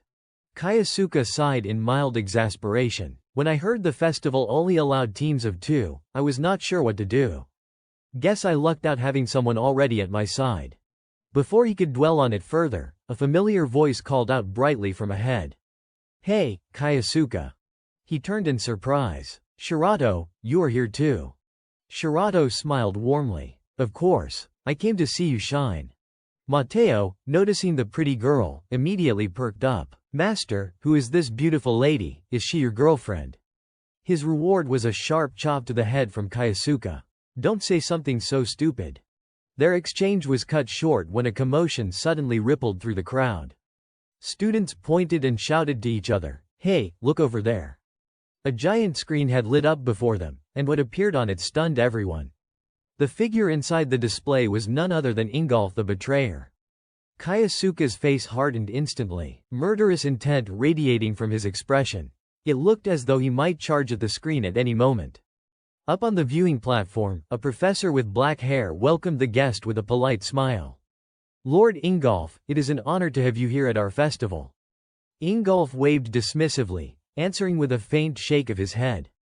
Think nothing of it. I was simply curious about this event. I would like to see if any of these young magi might prove to be a golden egg. Back on the plaza floor, Kaisuke's face remained etched with fury, his killing intent nearly tangible. Watching him from the side, Shirato's eyes narrowed slightly, her mind stirring with unspoken thoughts. Not long after, an announcement rang out. Students, proceed inside the tower. At the command, the participants quickly moved, feet echoing as they rushed through the entrance. In no time, the interior unfolded before their eyes, a vast spiral structure with stairways winding upward toward the top. Seeing everyone dash forward, Mateo quickly called out, All right, let us go, master. Kaisuke gave a short nod in agreement. But things were never going to be that simple. Before they could even set foot on the stairs, a thunderous explosion erupted. Its source was revealed a heartbeat later, a massive wolf that blocked their path. Mateo's eyes went wide, his face drained of color as though he were staring death in the face. "You have got to be kidding me right from the start," he groaned. Kaisuke only shrugged, answering coolly, as expected. "They did say the creatures were ranked in advance." Hearing that, Mateo hurriedly asked, voice tinged with panic, "So, what do we do now, master?" But before he even finished the question, Kaisuke had already vanished from his side. Mateo frantically scanned around and caught sight of him sprinting straight at the beast. In the blink of an eye, Kaisuke's fist crashed square into the wolf's face, slamming the creature to the ground like a mangled mutt. With the guardian beast defeated, Kaisuke turned back calmly. "What are you waiting for? Move," Mateo stammered, flustered. "All right, I am coming." The two quickly ascended to the second floor. At the same time, outside the tower, every move of theirs was being broadcast to the audience. And sure enough, Ingolf's eyes were now fixed on Kaisuke. Narrowing them slightly, he muttered, "HMPH. A Japanese, is it?" Unlike his cool appraisal, the rest of the students erupted in admiration. "Holy crap, he dropped that thing with just one punch." Even Shirato broke into a cold sweat at the sheer force Kaisuke displayed, whispering to herself, "I knew he was not someone ordinary." Back inside, Mateo had just finished bringing down a monster of his own when Kaisuke asked, "You alright?" Mateo grinned and gave him a thumbs up. "I have got plenty left in the tank, master," relieved that his partner was still holding strong. Kaisuke pressed forward without hesitation. "Good. Then stop wasting time, let us go." Mateo groaned but kept following. They climbed higher until Kaisuke suddenly sensed something. "Stop," he barked. An instant later, a massive explosion ripped across their path. But this time, it was not the work of a beast. The culprit stepped out of the smoke, a blonde student, magic still flickering from his hand as he blocked their way. His eerie laugh echoed against the stone walls. "Hey, you two are not getting past us." Mateo clenched his fists, furious. "You bastards, that is a dirty move," but the two students only jeered louder. "What is he saying? Too far. I can't hear him, whatever, see you later, losers. Just sit there and watch." With mocking laughter, they dashed ahead, leaving Mateo fuming. "Hey, get back here," he shouted, then turned desperately to Kaisuke. "Master, what do we do now?" Kaisuke replied with disarming simplicity. "What else, we just fly past them." Mateo blinked, not fully processing until Kaisuke grabbed him firmly by the shoulder. A moment later, they both soared forward, Kaisuke dragging him through the air with sheer force. Cutting back to the blonde student, he and his blue-haired companion had already reached a massive door looming ahead, its design unmistakably that of a boss chamber. The blonde smirked confidently. "Perfect. This is the final room. That was easier than I thought." The blue-haired one laughed along. "Exactly, as if we would ever lose to some Japanese kid." That was what they thought. But then, a familiar voice suddenly rang out from behind them. "How could you possibly believe that?" The sound sent both schemers into a panic. They spun around in shock and shouted, "What the hell? How did you get here?" Kaisuke answered with a face full of disdain. "I hate to break it to you, but that little obstacle you set up did not slow me down in the slightest." Behind him, Mateo was practically on the verge of collapsing from exhaustion, but he still forced himself to chime in, backing up his master as best he could. "That is right. We are not about to lose to a pair of clowns like you. You are finished." His voice trembled as he pointed forward, though his bravado barely masked his nerves. Sensing that Kaisuke was no ordinary opponent, the two students decided to strike first. "Don't you dare underestimate us, we will crush you," they bellowed, beginning to cast their spells. But to Kaisuke, their casting speed was unbearably slow. Before their magic could even take form, he closed the distance and delivered a sharp chop to each of their necks. Both students' eyes rolled back white, and they collapsed unconscious where they stood. Mateo froze for a moment in disbelief, then broke out in excited awe. "Whoa, I did not even see you move." With the minor scuffle behind them, the two pushed open the heavy door and stepped into the final chamber. At its center stood a crystal orb resting on a stone pedestal. Kaisuke immediately guessed that this was the gemstone they were meant to retrieve. Mateo's voice rose with eager triumph. "That is it, and we are the first ones here." But things were never that simple. Kaisuke quickly noticed something off. It is not over yet. Almost on cue, armored knights materialized around the crystal, as though summoned from nowhere. Both he and Mateo were left baffled by their sudden appearance. Even the professors watching from outside were stunned, exchanging uneasy remarks. What the hell is this? Those armored knights were not part of the program. The only one who seemed entertained was Ingolf. He leaned back with a satisfied smirk, for this was his doing. Inwardly, he mused, excellent. Let us see if they can survive this little twist. Next, Ingolf's lips curled into a sly grin as he drawled. What I mean is, if it ends too quickly. Where's the fun in that? Right? Sitting beside him, the black-haired professor could only let out an awkward chuckle. Haha, you really are merciless. Sir, the burly man, unfazed, replied with firm conviction. If they want to become great mages, then what's the big deal? Even as he spoke, his thoughts turned inward. Of course, not a single student could possibly break through that many enemies. How could they ever push past and get their hands on that jewel? Let's see what they've got. His interest sharpened as he leaned forward, eyes fixed on the glowing monitor before him. The scene shifted to Mateo, who, after witnessing a horde of summoned monsters rise up, was nearly beside himself with panic. Master, what do we do? He cried out. Kaisuke, however, had only one response. If we don't defeat them, we won't get the jewel. There's no other choice. The red-haired boy whipped his head toward him, voice trembling with urgency. Defeat them? But there are so many. And they look tough as hell. Kaisuke's expression hardened, his voice steady and resolute. Even so, I have to. If I want to reach my goal, then I must. Looking at that unwavering determination on his face, Mateo's anxiety didn't vanish, but he couldn't help but muster a strained smile. All right then, in that case, I'll back you up, even if just a little, he said, flexing his fingers and cracking his knuckles as if to psyche himself up. But while he was busy running his mouth, a puppet soldier had already crept up behind him, sword flashing as it cut toward him with lightning speed. Mateo barely managed to duck in time, the blade whistling over his head.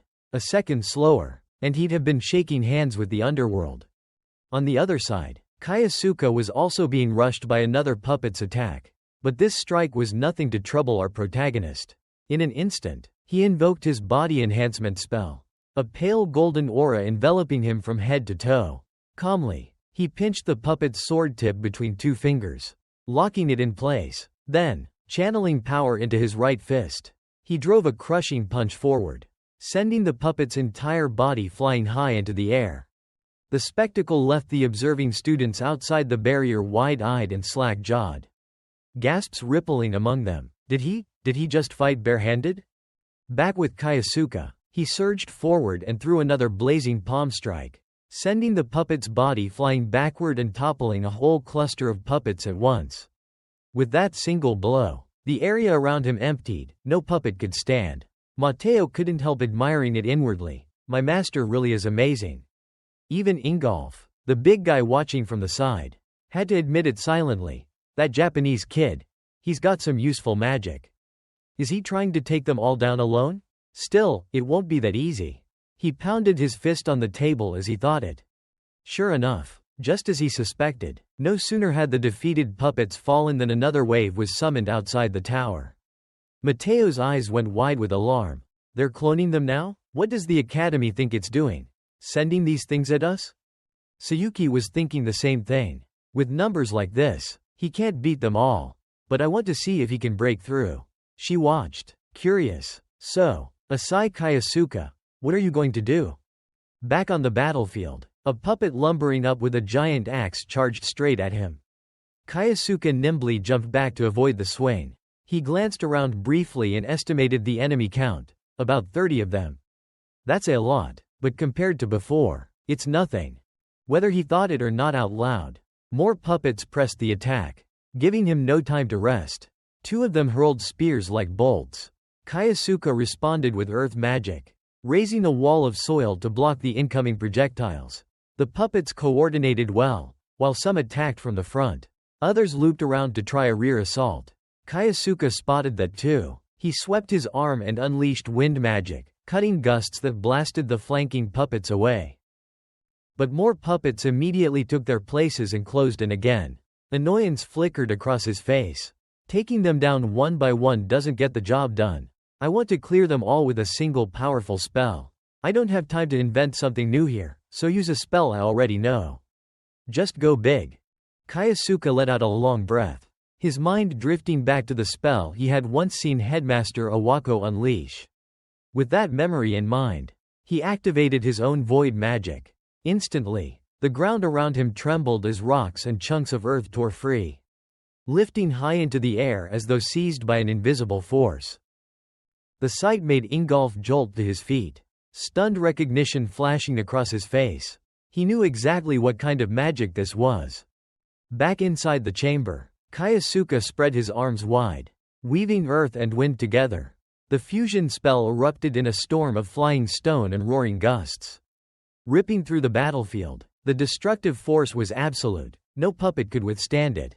The blast was so immense that even the students watching from outside felt the shockwaves rumbling against their bodies. When the chaos finally ebbed, silence followed. The fused magic dissipated, leaving only the broken wreckage of puppets scattered across the chamber floor. Kaisuke walked forward steadily until he reached the crystal sphere. He closed his hand firmly around it and whispered to himself, "It's done." Elsewhere, Mateo, who had been hiding in some corner, burst out, cheering the moment he saw the crystal secured. "He did it! No, he really did it! Master!" His voice rang with joy. And soon the others erupted into celebration, their shouts echoing in triumph for Kaisuke's success. Sayuki, on the other hand, stood frozen, her eyes wide in awe. Fusion magic? He can use that too? His power runs so deep it's terrifying. The scene then shifted back to Ingolf. A slow, wicked grin spread across his face, followed by a booming laugh. Haha, so, he can wield the very magic that took Awako 20 years to develop, while he's still just a student. Asai Kaisuke, huh? Fascinating. If he makes it into the special class, I'll make sure he receives proper instruction. His eyes gleamed with cunning as his lips curled into a fox-like smile. In the auditorium, a man standing on the podium announced, "Now, it is time to reveal the students who will be promoted to the special class this semester. May I invite Asai Kaisuke to the stage?" Kaisuke's face remained calm as he slid his chair back. He stood politely, yet he offered no verbal response. In the audience below, a small group sitting at the edge murmured quietly among themselves. "He is really talented," one whispered. "He just transferred here a month ago, and he has already achieved something like this. I even saw him at the festival." A boy sitting nearby crossed his arms, envy flickering across his expression, and muttered, "Unbelievable. How can someone actually do that?" Beside him, Mateo lightly tapped his chin, a self-satisfied smirk on his face. "He is my disciple," he said softly. Performances like that are nothing unusual for him. The man on the podium spoke again. "Next, we will proceed with the armband ceremony. We have a very special guest joining us today." Kaisuke's eyes narrowed slightly, a flicker of doubt crossing his mind. "A special guest, do not tell me." The man's voice grew hoarse but carried a commanding warmth. "Please give a warm welcome." A figure in ceremonial attire drew back the curtain and stepped onto the stage slowly. He smiled, revealing his identity. "Lord Ingolf. This stage is yours," the announcer declared. Hearing such a formidable name, the audience gasped and murmured in astonishment. "What, really?" someone exclaimed. Dietz, unfazed, calmly reached for the armband. Kaisuke's gaze flicked to the man, expression unreadable, as he silently assessed him. Ingolf. He is coming to the academy in person. What is he scheming? Dietz approached closer and, observing Kaisuke's expression, let out a dry chuckle. "You gave me quite a bit of amusement at the Celestial Festival." Kaisuke's expression shifted slightly as he lowered his eyes politely, hesitating before replying, "It is an honor." Dietz slowly handed him the armband, which Kaisuke took with a measured, gentle grip. Suddenly, Dietz leaned close, his voice cold and sharp in Kaisuke's ear. "Asai Kaisuke, come to my domain tonight." Below the stage, Mateo and the others exchanged puzzled glances, whispering among themselves. "What is going on? What did he say to him?" On the stage, Dietz waved to acknowledge them, and the crowd erupted into cheers. The commotion continued even as he strode out of the room, his robes flowing behind him. Kaisuke clenched the armband tightly, his cold gaze fixed on the fading figure. Deep in thought. Ingolf. What exactly are you plotting? Night had fallen, the sky dark as ink, revealing a grand, opulent castle in the distance. Inside the great hall, a butler raised his hand respectfully, his gesture solemn. Asai Kaisuke, right, we have been expecting you. Kaisuke slipped his hands into his pockets, expression calm, and followed the butler, quietly musing. Ingolf wants to speak with me. Wait, he already knows I am Misato Kiyochiro, damn it. I wanted more time to prepare. If he already knows, I have no choice left. The butler stopped before a door. Kaisuke paused, studying the room. As the door slowly opened, he steadied himself, thinking, here and now. This could turn into a battle. He surveyed the room, noting the lavishly prepared feast where Dietz had taken his seat. Dietz gave a faint, cold smile, holding a knife and fork, cutting into a piece of beef as he spoke without looking up. You have arrived. Sit down. Once we finish eating, we can talk. Kaisuke approached the table politely, replying, thank you. His eyes were filled with icy detachment, thoughts racing. So, what is this about? After the meal was cleared, Dietz looked directly at Kaisuke, his voice casual yet heavy with meaning. Once again, I want to say your performance at the Celestial Festival was impressive, especially the duel on the uppermost floor. You caught my attention. He lowered his gaze, a streak of lethal intent flashing in his eyes, cold as ice. Now, there is something I wish to know. What exactly? Are you hiding? Kaisuke shivered at that gaze, unease curling in his chest. Damn it. He already knows, under the table. He clenched his hands, weighing his options. No. That can't be. If he truly knew I was Kiyochiro, he would have said so directly. He is probing something else. Dietz casually lifted his coffee cup. The fusion spell you used on the uppermost floor. That was the life work of Iwako. He spent 20 years creating it. How could you have used it? Kaisuke could not help but smile faintly, regaining his composure. Just as I thought. He is only curious about my magic. He met Dietz's gaze steadily. Back in Japan, Master Iwako provided me with special training. Dietz lifted his steaming cup of coffee and, with a gravelly rasp, asked, so that was when you learned the fusion magic? Kaisuke answered politely, yes. He forced a pleasant smile and added with quiet pride, he really is a good teacher. I owe him a great deal. Dietz responded with a dry chuckle. He pondered for a moment, then said, it seems that was something he would do. He used it with real finesse. However, do not overuse that power. Otherwise you will end up like Misato Kiyochiro, the one who nearly tore the world in two. Hearing his former name spoken aloud, Kaisuke's expression tightened only briefly, no panic. Dietz turned his back to face him and reopened the old topic. You have probably heard about the catastrophic dungeon SSS level. 20 years ago. He drowned himself in power and, in the end, hatched a twisted plan. Dietz's face darkened with a mixture of anger and envy as he continued. Frustrated, he lured the monsters out of the dungeon. His scheme was to wipe out everyone else's, his supposed allies. Kaisuke froze at Dietz's words, suspicion burning through him. What? Across from him, Dietz's jealous glare deepened. He scowled and went on. Also, he could be the only remaining hero. With that mindset, Kiyochiro went through with his plan that day. Thankfully, we stopped him before everything collapsed. Under the table, Kaisuke's fingers curled into a trembling fist as he fought to steady himself and think. What the hell is this? I can't let those bastards get away with it. Dietz looked back up, his tone cautionary. That is why I warned you, do not let power consume you. Kaisuke cut him off, answering firmly, I won't, sir. Power is meant to fight evil. His face was set with confidence and resolve. I will do whatever it takes to become stronger than anyone else. In Dietz's eyes, an image of Kaisuke flickered, then, deeper within, the silhouette of Kiyochiro. A pleased smile spread across Dietz's face as he rasped, just like at the festival, you truly are fascinating. Very well, Dietz said. I will reward that spirit of yours. He moved closer to Kyosuke. Kyosuke looked up, suspicion evident in his gaze. A reward, he asked. Dietz inclined his head. Exactly. For your next training cycle, I will be your sparring partner. His eyes searched Kyosuke's face. His smile was chilly. Of course, if you accept. Kyosuke rose and pulled his chair back with a courteous motion.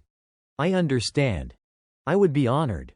The two men locked eyes for a long, taut moment. Night fell and stars pricked the sky as people moved along familiar streets. Kyosuke's face was hard and cold. As he walked, he brooded, Ingolf, this is the best prize I could hope for. Just wait. I will crush you with everything I have got, and settle the grudge I have carried for 20 years. The regular training day for the special class. In the school, along the corridor that led to the training classrooms, a group of soldiers strolled and chatted idly. Hey, today's the scheduled training day, right, for the special class, one of them asked, casually slinging a book over his shoulder. I am so jealous. They get to meet Lord Ingolf, wish he would train me too. Before the other could finish, he felt a cold presence behind him and shivered, glancing back. Kyosuke sat on a bench, eyes full of lethal intent, glaring at the speaker.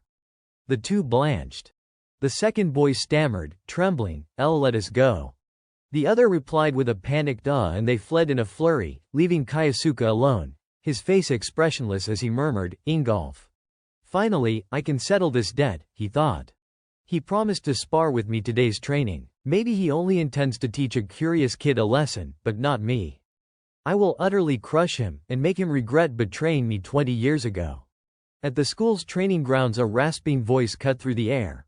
All right, regular training begins now. May I welcome Lord Ingolf. As soon as the words fell, a figure slowly stepped into view.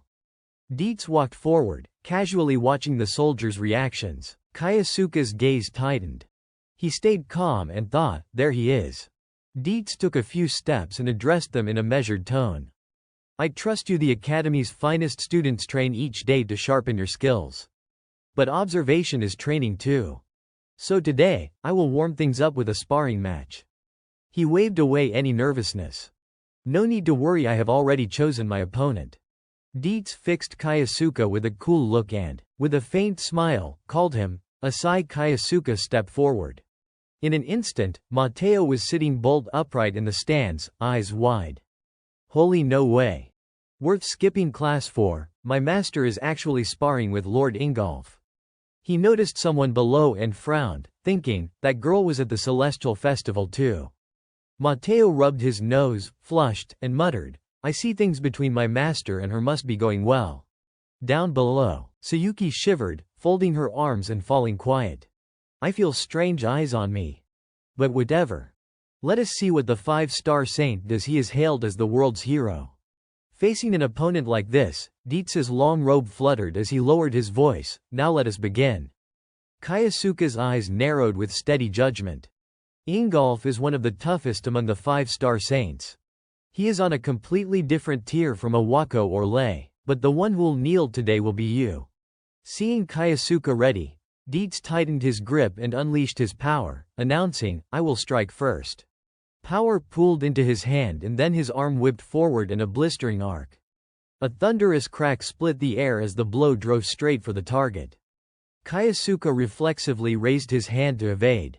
The nearby soldiers jumped back, murmuring in alarm, what magic-infused fighting? Even Sayuki instinctively lifted her hand, thinking, no, just the shockwave from that punch already tore through the air. Kyosuke dropped low to the ground and expelled power from every fiber of his body, a contemptuous snort escaping him as he assessed the move. So he is using strengthening body techniques. I will counter with earth magic. Stone and soil on the arena floor surged up as if alive, launching themselves straight into Dietz's spell. Dietz's face remained composed, power still coalescing in his hand. He watched Kyosuke with a hint of approval. You blocked it, he observed. Kyosuke rose slowly, brushing grit from his trousers with a cold half-smile. So that was strengthening body techniques. No wonder that blow carried so much force. He glanced down at the chunk of rock he would use to parry. Thinking, it took everything I had to stop it with reinforced stone. That strike was insane. Dietz let out a short, harsh laugh. You are mistaken, he replied with a scoff, tugging at the hem of his robe. Kayasuke's jaw tightened. His eyes fixed on him. In Dietz's palm, a golden-hued orb of power formed. Now this is what I will use, he said coldly, and hurled the sphere straight at his opponent. Kayasuke's face snapped into alertness. He leapt away from the flaming orb as it closed in. Dietz unleashed one fiery sphere after another, a relentless barrage of spells that forced Kayasuke to scramble and dodge. The magical onslaught left him struggling to stay on the defensive. From the stands, Mateo's brow furrowed with worry. No master is being pushed back. What sort of attack is this? On the sidelines, Dietz's expression brightened. He assumed a guarded stance and rasped, trying to escape with wind magic. Are you? You have got sharp instincts, but this fight is not over. With that he poured forth his strongest magical force and threw it at Kayasuke. The incoming orb closed rapidly. Kayasuke barely managed to dodge. He clenched his fingers, grinding his teeth as he assessed the situation. With him breaking my rhythm like this, now is no time to hold back. He sprang to his feet. Dietz's features darkened, suspicion flickering across his face. He has recovered already, is he going to counterattack? Sayuki's expression turned grave as she considered the scene. Realization dawning, that is the spell he used at the Celestial Festival, the fusion magic. Kayasuke's eyes brightened, murderous intent flooding them. He wove magic to make the scattered stone shards lift and hurl themselves at the target. Dietz intercepted Kayasuke's assault with speed, his face a terrifying snarl as he bared his teeth and resisted. Suddenly, a thunderous explosion rocked the ground within Kayasuke's sight. A black smoke cloud billowed outward. Dietz dropped to one knee, stunned in place. Kayasuke frowned, lips tightening. The shockwave softened the impact engulfs stronger than he was 20 years ago. Dietz bowed his head and let out a derisive chuckle. A lethal light gleamed in his eyes as he grated, good, very good. I suppose I should not hold anything back. Brilliant power flared from behind him. Kayasuke raised a hand to shield his vision. Calmly, he breathed a single word. Dawn is coming. He stared ahead, a tremendous surge of magical power erupted from Dietz. Dietz looked down at Kayasuke, drew a breath in his expression he did not even recognize washed over him. Continue this battle. He saw Dietz beckon with a taunting curl of his finger. So he has learned that move in the past 20 years, Kayasuke thought, keeping his head cool. He took up a defensive stance. Fine. Let us see how he fights. A light flashed in Kayasuke's eyes. He thrust his hand forward and the ground began to crack and split. He launched his opening move. Dietz frowned and dodged inward, earth magic. His eyes narrowed like knives. This is a wide area strike. You can't avoid it, Kayasuke thought. The ground where Dietz landed buckled and threw him off balance. Seizing the moment, Kayasuke spread his arms and activated the next technique. Once his stance breaks, I will unleash a fusion spell and finish him. A powerful attack followed Kayasuke's intention. Fusion magic. Mateo, watching from the stands, cheered loudly. Nice master just used fusion magic. Sayuki beside him was drawn into the fight, thinking, he is off balance in midair, this is the perfect opening. As predicted, Kayasuke's strike was about to land. No one noticed the faint curl at Dietz's lips. He braced himself and shouted. Kayasuke's action slowed for a few heartbeats. What is he doing? The boulders he would send surged, but Dietz caught them barehanded. Bit by bit, Dietz wrested control of the spiraling stones aimed at him. In a literal tearing motion, he split the attack apart. The rocks were forced aside to either flank. Dietz remained there, cool and unshaken.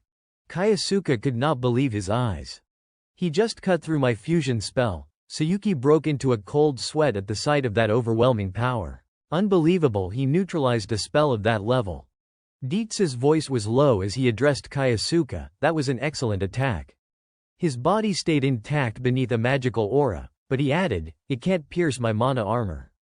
At that moment, Kayasuke's realization snapped into place. Mana armor, the golden light was his armor.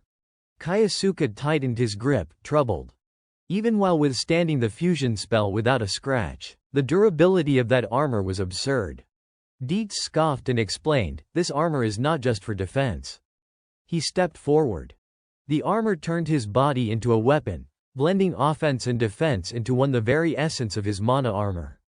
With a single swift motion, he lunged forward, a self-satisfied grin on his face. He leapt into the air, fist clenched. Kyosuke had to leap backward to evade. With one strike, Dietz shattered the very ground where Kyosuke had stood moments before. Rocks kept striking Kyosuke mercilessly. Dust took a while to settle. He wiped blood from his cheek and ground his teeth. Damn Ingolf. He is far stronger than he was 20 years ago. Dietz still stood unmoved, and that mana armor was an absolute nuisance. Kyosuke's eyes narrowed. His mind was no longer as calm as before. I have a way to counter it, but the spell is not finished. I am not sure I can cast it yet. Dietz taunted, "You are not charging me, fine." Then he struck like lightning again. "I will finish this fight." Kyosuke's jaw tightened with fury. "Damn it, I have no other choice." He gripped one hand with the other, grinding his teeth as he funneled power into his palm. Dietz smirked inwardly. He is trying to form something. Does he think that can stop me? Suddenly, the space around Dietz dimmed. He blinked, confused. Seeing Kyosuke strain to continue casting, Dietz narrowed his eyes slyly and swung his right hand, knocking Kyosuke away. Kyosuke could not dodge and took the full blow. Gritting his teeth through the pain, he clicked his tongue in frustration. "As I thought, I still have not mastered it." It took him a moment to steady himself and face Dietz again. At that moment, Dietz relaxed his fist.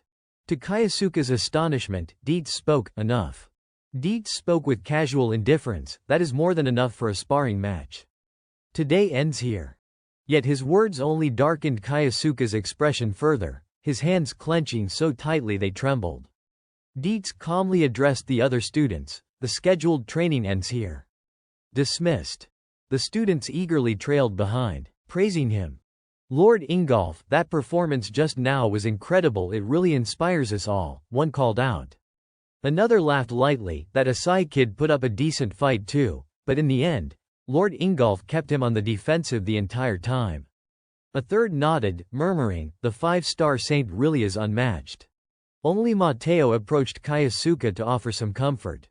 "Master, you did really well. But if it had been a full fight against Ingolf, no one would blame you," he said gently. Kyosuke did not reply. He simply told himself quietly, "I underestimated him. Right now, I can't beat Ingolf." His fists clenched with determination. "I need to push void magic further and become even stronger." Around them, the chatter and laughter of the students carried on as usual. Sayuki quietly observed Kyosuke's retreating figure, sensing something hidden beneath his calm exterior. No one else noticed the true potential Asai Kyosuke was concealing. Dietz began to stride away from the crowd. He recalled the sensation from the match just past that moment. What was it? Bloodlust? No, it was something else entirely. A satisfied smile crept across Dietz's face. "It has been a long time since I have experienced a battle like that." He turned away, his back steady and imposing. "It does not matter, Asai Kyosuke." Dietz chuckled quietly to himself again. "This kid is not someone who will end here." Holding a glass of fine wine in his hand, Dietz leaned back casually into the armchair. He swirled the wine gently, lost in thought. It had been a long time since a battle had truly excited him. He gripped the glass carefully, not wanting a single drop to spill, yet his mind kept returning to that boy, Asai Kyosuke. He had not expected him to be so strong. The fleeting moments of shock during the duel replayed in his mind, especially that instant when he had felt genuine fear. The deep eyes of Dietz reflected in the surface of the wine as memories surged back. He recalled a long-forgotten moment from his past, a memory that suddenly came alive, a voice from years ago echoing in his mind. Someone had stood before a younger Dietz and calmly said, "All right, looks like I have won this time." Dietz had knelt, looking up, asking Kyoichiro, "What was that just now? You have always kept that magic hidden from me, have not you?" The young boy had laughed, hands resting confidently on his hips. "I nearly defeated you over there, and besides, I had to save the trick until the last moment, right?" Dietz had sighed silently to himself. He had not changed a bit, always unpredictable, always beyond expectations. As he rose to his full height, he muttered, "So this is why you will always be my eternal rival." Straightening his posture, he had then invited, "One more round, Kyoichiro." Now, sipping the wine, Dietz was lost in reflection. "Damn, this wine is making me nostalgic." His face darkened suddenly, the past tainted and impossible to erase. A sigh escaped him despite his attempts to suppress it, yet the thrill of the memory lingered.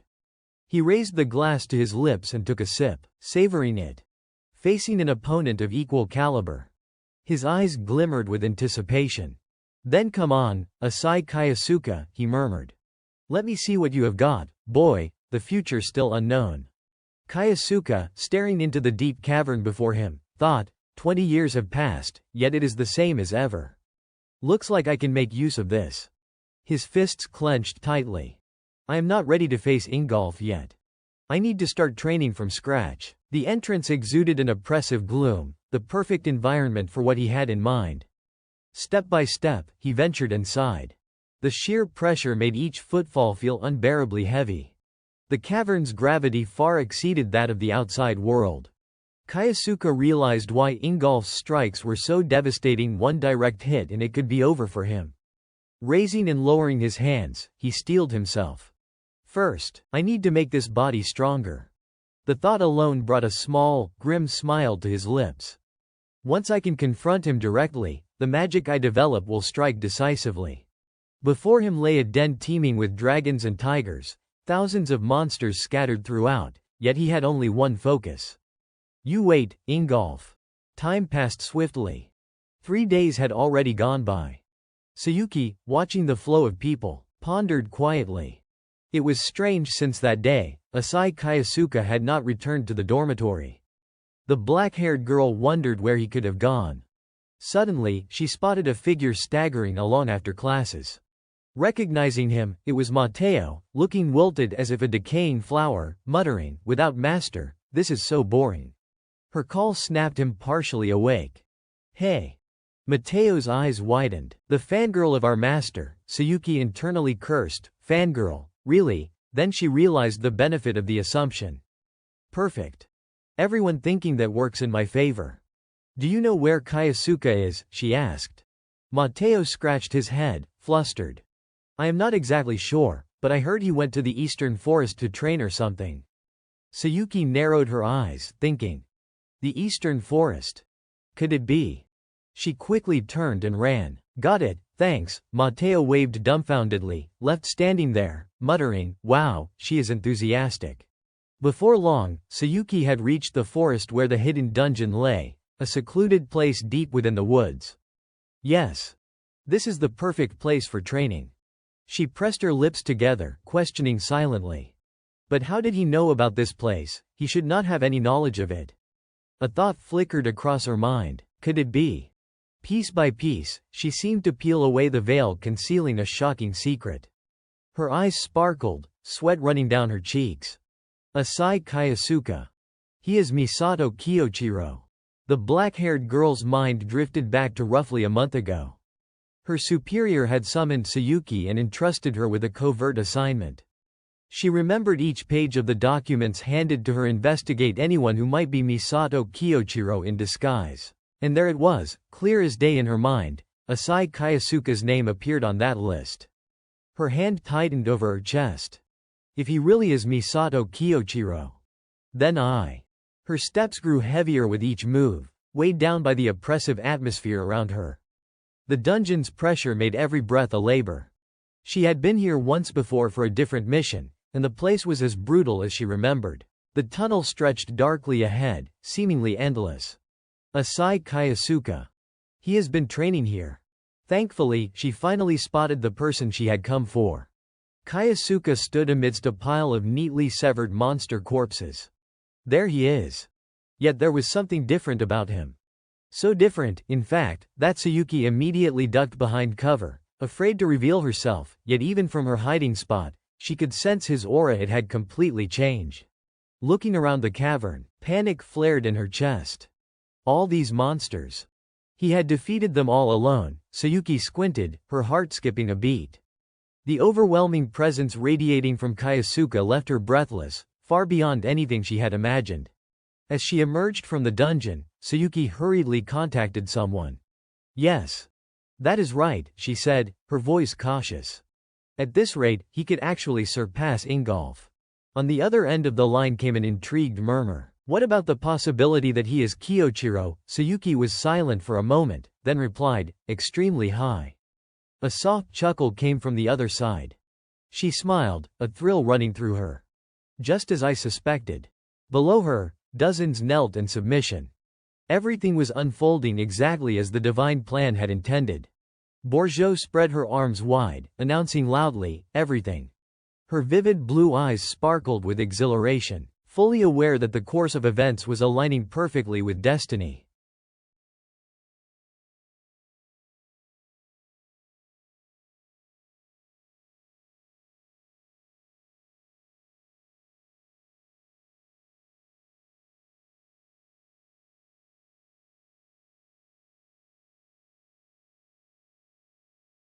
In the dimly lit cavern, faint purple crystals scattered across the rocky walls cast a soft, eerie glow, illuminating the space. Kyosuke stood beside the body of a fallen dragon, muttering to himself, done. He rubbed his wrist, a pleased grin crossing his face as he concluded, this time. It will reach Ingolf. Meanwhile, in a sleek, modern room, a man was about to leave when his phone suddenly rang from the table. He turned toward it, a flicker of suspicion crossing his mind. Who could it be? It was none other than the five-star saint, Iwako Hideki. Without hesitation, Hideki picked up the receiver. Hello. On the other end, a calm middle-aged voice spoke, it is me. Instantly, Hideki recognized the voice Ingolf.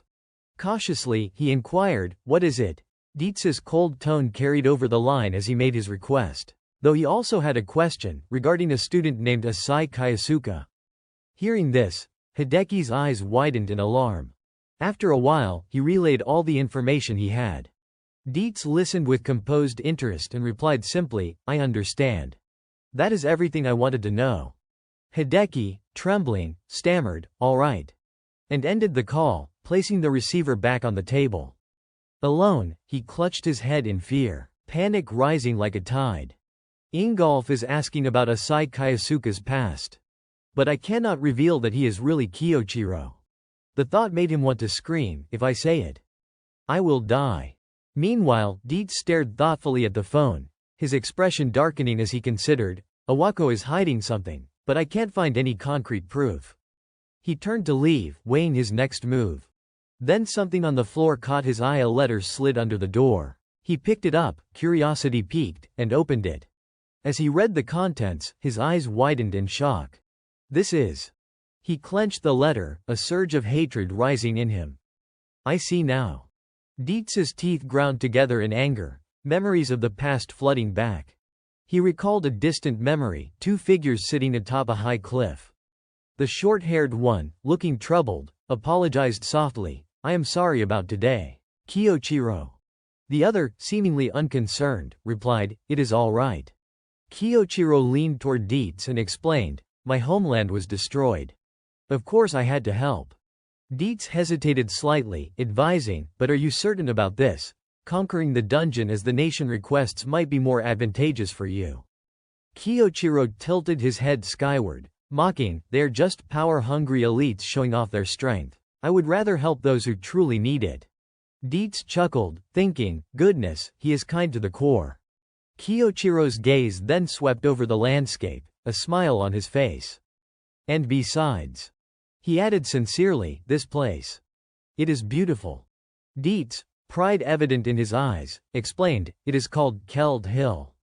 The best spot here to watch the sunset. Kyoichiro noted his delight, thinking, he truly cherishes this place. Then Dietz called his name, Kyoichiro. Curious, Kyoichiro turned toward him. Dietz's face grew serious. I want to become stronger, he confessed, determination in his voice. Not just for my homeland, but for all the places threatened by the dungeon. Kyoichiro's expression brightened, and he laughed, why not, I will cooperate with you. Rising with renewed fervor, he declared, very well. I have decided to train harder in this country. Dietz could not help but smile at his enthusiasm. That is the spirit. Returning to the present, Dietz stood before the window, lost in thought. They had often met atop that hill, pushing each other beyond limits whenever time allowed. But as a memory resurfaced, his brow furrowed and his gaze sharpened, a cold edge cutting through his contemplation. Yet, he could no longer contain the hatred burning inside him. But now, his mind was engulfed entirely by a sea of fire. In the past, a younger Dietz was running frantically through a blazing inferno. At one point, he skidded to a halt, eyes widening in a mix of horror and disbelief. Standing before him amid the flames was the familiar figure of Kiyochiro, laughing heartily. The image burned into his memory. In the present, Dietz clenched his fists in fury, vowing silently, "I won't drag Nathaniel, Claudia, or the other five-star saints into this." His voice seethed with venom as he muttered, "I will end Kiyochiro myself." At the academy, Kayasuka was walking down the corridor, lost in thought. The next scheduled training session will be in a week. That is when I will face Ingolf again. His gaze hardened as he swore coldly, "This time, I will." "Master," a voice suddenly called out, breaking his train of thought. Mateo came running from behind, waving with excitement. "Master, you are back." Kayasuka turned, puzzled. "Why are you in such a hurry?" Mateo, slightly out of breath, explained. "The headmaster told me to give you this letter." "A letter?" Kayasuka repeated, frowning in suspicion. Mateo nodded and handed it over. "Here." Kayasuka calmly unfolded it and began to read. As his eyes swept across the words, they suddenly widened in shock. Mateo, curious, leaned closer. "What does it say?" But Kayasuka quickly folded the letter shut and turned away. "Nothing," he said curtly, walking off. Mateo stood there, confused, murmuring, "Master." Behind him, Sayuki was hidden behind a column, silently observing everything with a grave expression. A while later, on a lush green hilltop, a solitary figure stood waiting. When Kayasuka approached, Dietz sensed his presence and greeted him. "You are here." Kayasuka stopped, his gaze calm as he addressed the man's back. "Keld Hill. So what is the reason you called me here?" Dietz turned slightly, his tone cool and deliberate. "That is right. I know who you are now." Turning fully, he fixed Kayasuka with a cold, penetrating stare and declared, "Asai Kayasuka no, Misato Kiyochiro." Kayasuka did not deny it. Instead, he asked quietly, "So that is why you called me here?" Dietz faced him squarely, his expression hard as stone. "Is not it obvious?" Power surged from his body in violent waves. "I called you here." His voice rose, trembling with fury. "To erase your existence from this world." Kayasuka's eyes glinted like sharpened steel. "Is that so?" he replied, his tone equally frigid. "Looks like we share the same feeling." Energy flared around his frame as he lifted his hand, his voice calm but resolute. "Then I will be the one to send you off myself."